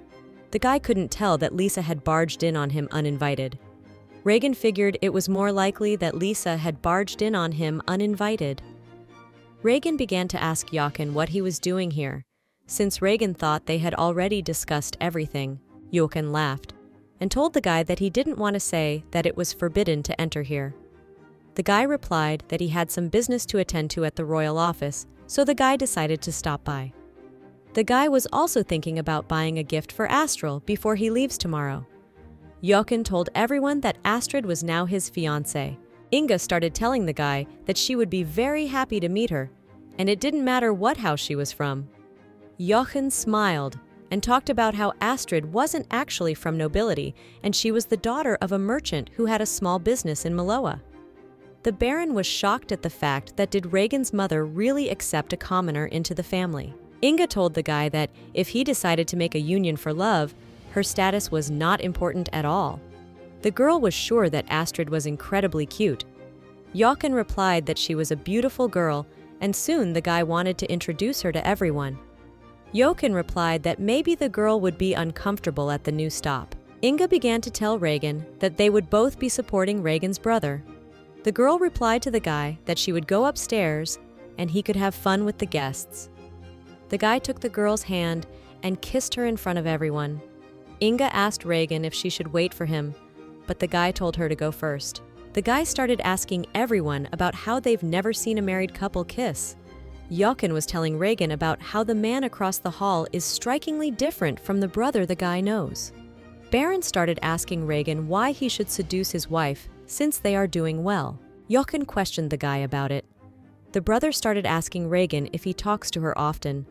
The guy talked about how they have nothing in common and nothing to talk about. The Baron was telling Regan that he had a long talk with Lady Ingrid today. Regan didn't understand what the Baron was trying to accomplish. Jochen began to tell Regan that even if one does not share her hobbies and interests, the girl is a very good listener, and, besides, Inga is a good storyteller. The brother asked Regan if he was sure he wasn't exaggerating anything. Regan had no idea what the girl was thinking. Baron sat at the table and realized that Regan really didn't realize how lucky he was. Jochen started telling Regan to try to get something as a gift. Regan asked his brother what she could have. Jochen replied for Regan to think of something she might like. After a while, Regan would send to the store. He had an uncomfortable hat on his head, but it helped the guy hide. The guy noticed that the Baron and his brother were both talking about gifts, and that meant really making an effect. Regan wondered what she could get her. The guy decided to give the girl money first, but then Regan thought about how rich the Faresi's house was. It made no sense. Regan remembered that girls like flowers, but for all that, their garden is already full of flowers. You have to know a book to buy it. Regan didn't understand why he was even thinking about it. Sometime later, Henson arrived at the lad's carriage. The guy was responding to Regan that this was very unusual. Regan was telling Henson to follow him. The guy asked Henson if he remembered what the piano that Regan's mother gave him looked like. Henson told the guy that he remembered, and also the servant replied that the instrument was unique, as it was made by Master Arabin at his personal request. Suddenly, the guy was noticed by a customer. The salesman started asking Regan what brought him to this humble store. The guy started telling the salesman to bring him the best piano, the price of which he didn't care about. Also, Regan was telling the salesman to make sure the color was white. Inga sat in her room and wrote a letter. The girl remembered the words of Jochen, who had said that perhaps they would stay in Miloa for 6 months or so. Inga understood the fact that she had never yet left Elwyn for such a long time. The girl hoped that this letter to her family and friends would be enough to reassure them. Inga noticed that Regan dressed carefully before leaving today, and the girl thought that maybe he had gone to another woman. Inga didn't know if the guy would come back intoxicated. The girl did not know if she was satisfied with being in such a relationship. After a while, a carriage appeared in the window. Inga did not realize that she was behind the carriage. The girl ran out to the guy and told him that she thought he wasn't going to spend the night at home. Regan asked the girl why she was walking around in such folksy clothes. The girl talked about how she rushed to get dressed because she thought the guy would be with a guest. Regan replied that he didn't have any guests with him. The guy tried to say something to the girl. Inga asked Regan if something had happened and what was wrong. The guy replied to the girl that by dressing like that, Inga was seducing him. The girl tried to tell the guy that this was not the time. Regan stepped away from the girl and told her himself that he knew it. After a while, Henson came up to the lad and told him that the preparations were completed. Inga asked the servant about the fact that they had a guest after all, but Henson told the girl that the master himself should tell everything. Regan took the girl's hand and told her to follow him. In the huge hall stood a very beautiful piano. Inga began to ask the guy why he had brought home a piano so suddenly. Regan asked the girl what would be the big deal about bringing home a new purchase. Inga asked the guy about what it meant for him to repent for what he had done. Regan did not understand who was repenting here. The girl began to smile and told the guy thank you. Regan wanted to win the girl's heart and look worthy in her eyes. The guy sat down at the piano. The girl asked him what he wanted to play. Regan was responding to the girl that he thought the girl wanted to hear him play. The guy started talking about how he should warn her that he hadn't played in 3 years. The girl was very curious if the guy played better than herself. Inga asked the guy if he could play Gemmer Spring. The girl was talking about how it was spring and she wanted to listen to it. Regan realized it was an easy piece. The guy was telling the girl that it was easy and afterwards started playing it. Inga started telling the guy about how she recognized that his playing was better. Regan knew the girl was lying as he was faking it. The girl was telling the guy that sometimes it was very good to listen to this play. And afterwards, Inga started asking the guy if he would dance with her at the Lani festival. Regan was telling the girl that dancing was not his thing. Inga told the guy that she was sorry, as she wanted the guy to be her first partner. Regan asked the girl why she should be in this performance when the girl is already called All Lanyu. The girl smiled and told the guy about how dancing is fun. Inga was telling the guy to keep playing and not to stop. It was the first time Regan felt so fulfilled, playing for someone. The boy had never felt like this before.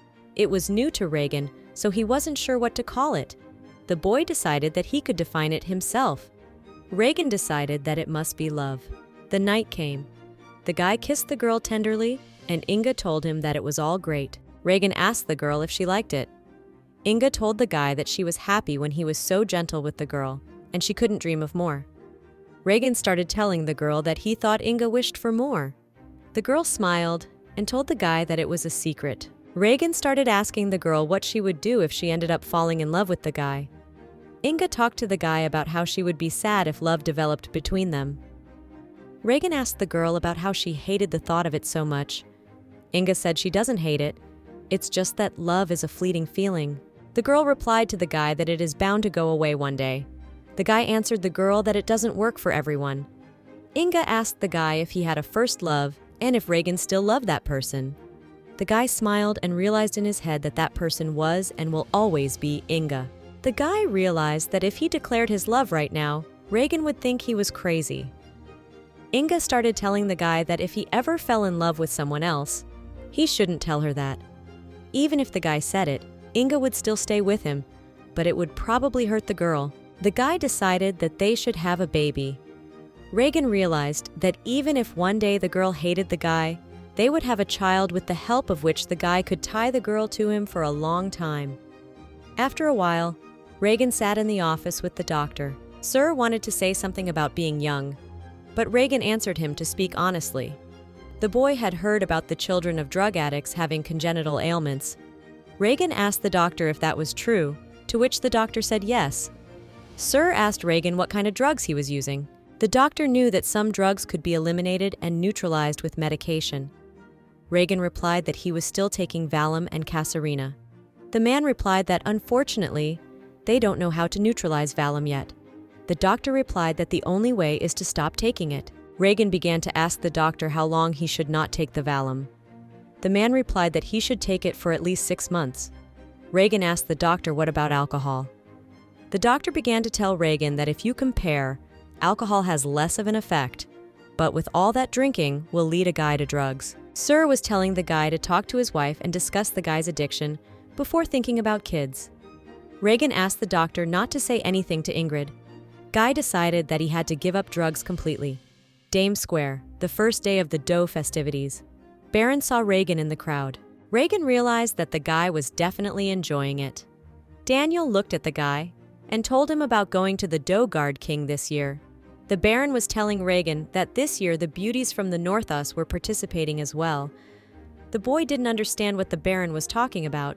Daniel answered the lad about what the latest news of the Serentine Weekly had said about it.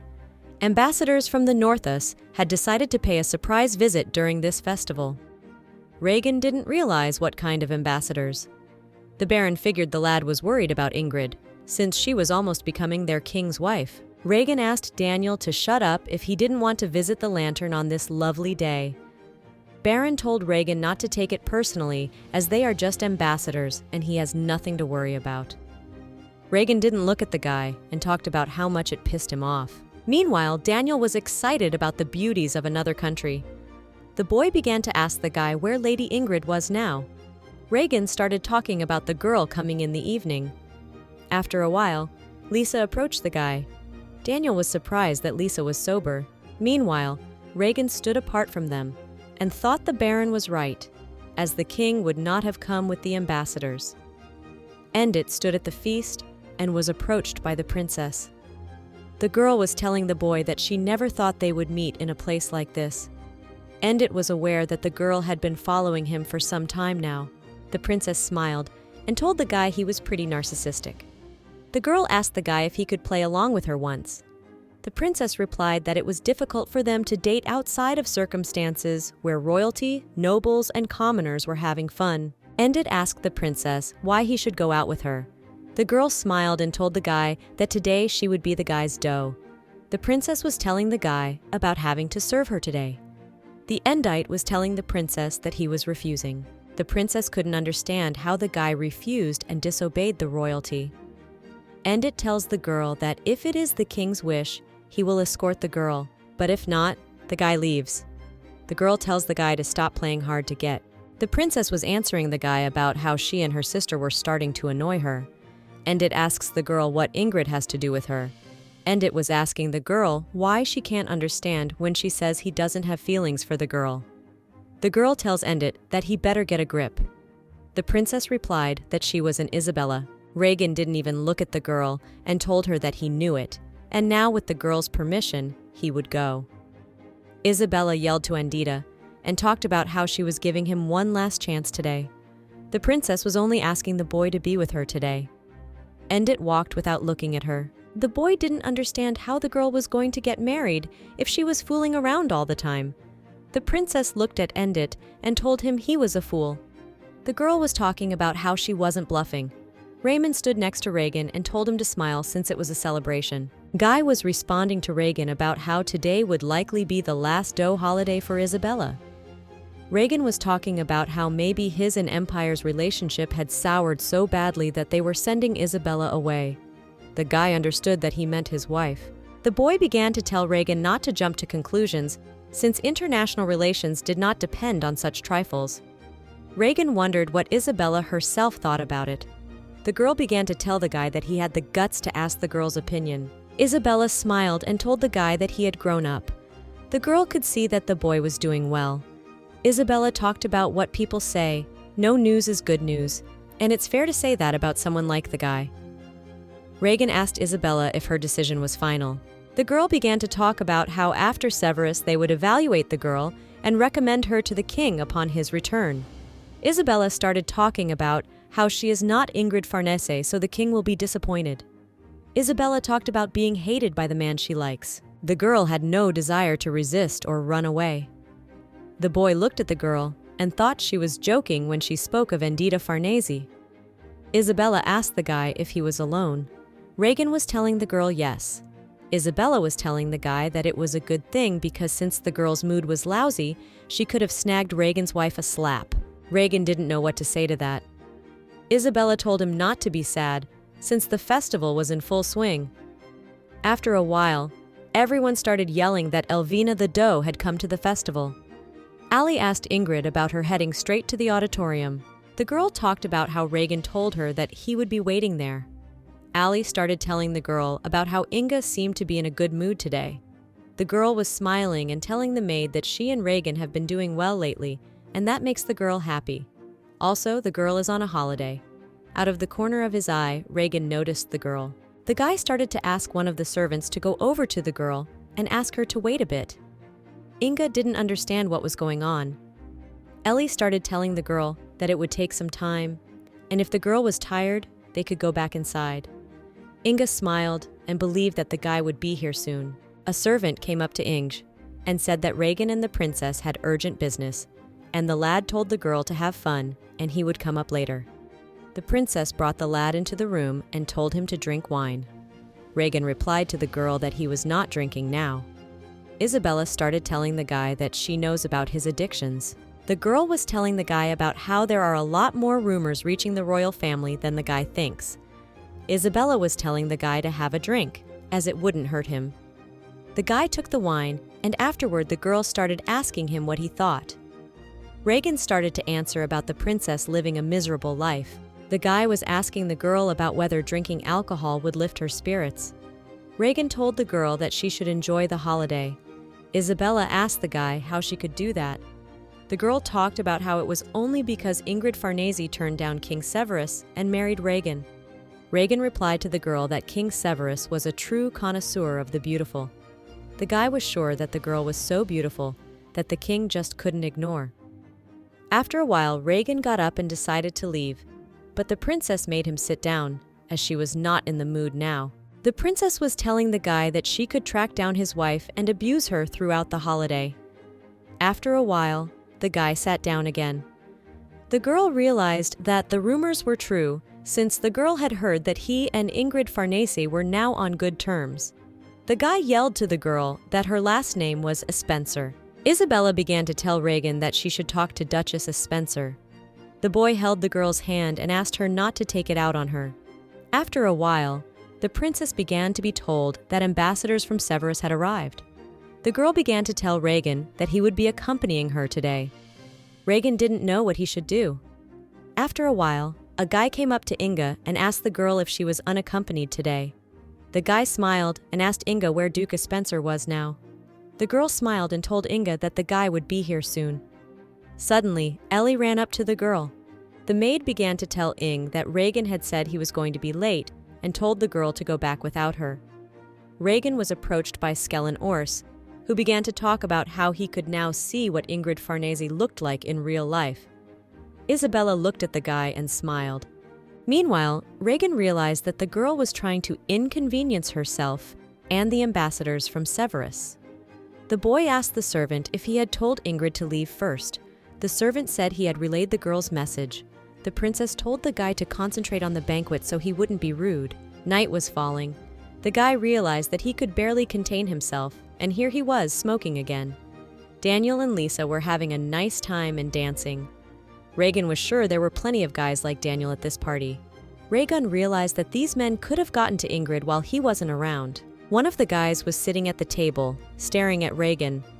The guy had no way of knowing what was wrong with this guy or why he was staring like that. The guy figured he might have been another fan of Ingrid's. One of the guys covered the princess and told her about how she was going to leave with them anyway, so there was no point in bringing Regan. Isabella started asking about where Regan was. The guy asked the girl about how do you feel better after bullying a guy. The girl talked about how she would feel worse if she didn't bully at all. Princess realized that Regan needed to instill a sense of responsibility. The guy was telling the girl not to get her hopes up too high for the guy, as Isabella might be disappointed in him. The princess smiled and realized that the guy had changed a bit. The guy was replying to the princess about being content to be condescending when it came to Regan. Isabella told the boy that he was not the one to talk about it. After a while, Endit came to the girl. The princess's brother asked Endit if he could stay with her, as he was busy and had some business to attend to. Endit asked the girl to accompany him. The girl began to tell Endit that she was already fine, and if he wanted, the guy could go back and the girl would be escorted by the guards. Endit began to tell the girl that he should keep the princess company. Isabella told the guy that imposition is not his style, and besides, it's not very nice. the guy began to apologize to the girl. But Isabella did not understand why Farnese should apologize to her.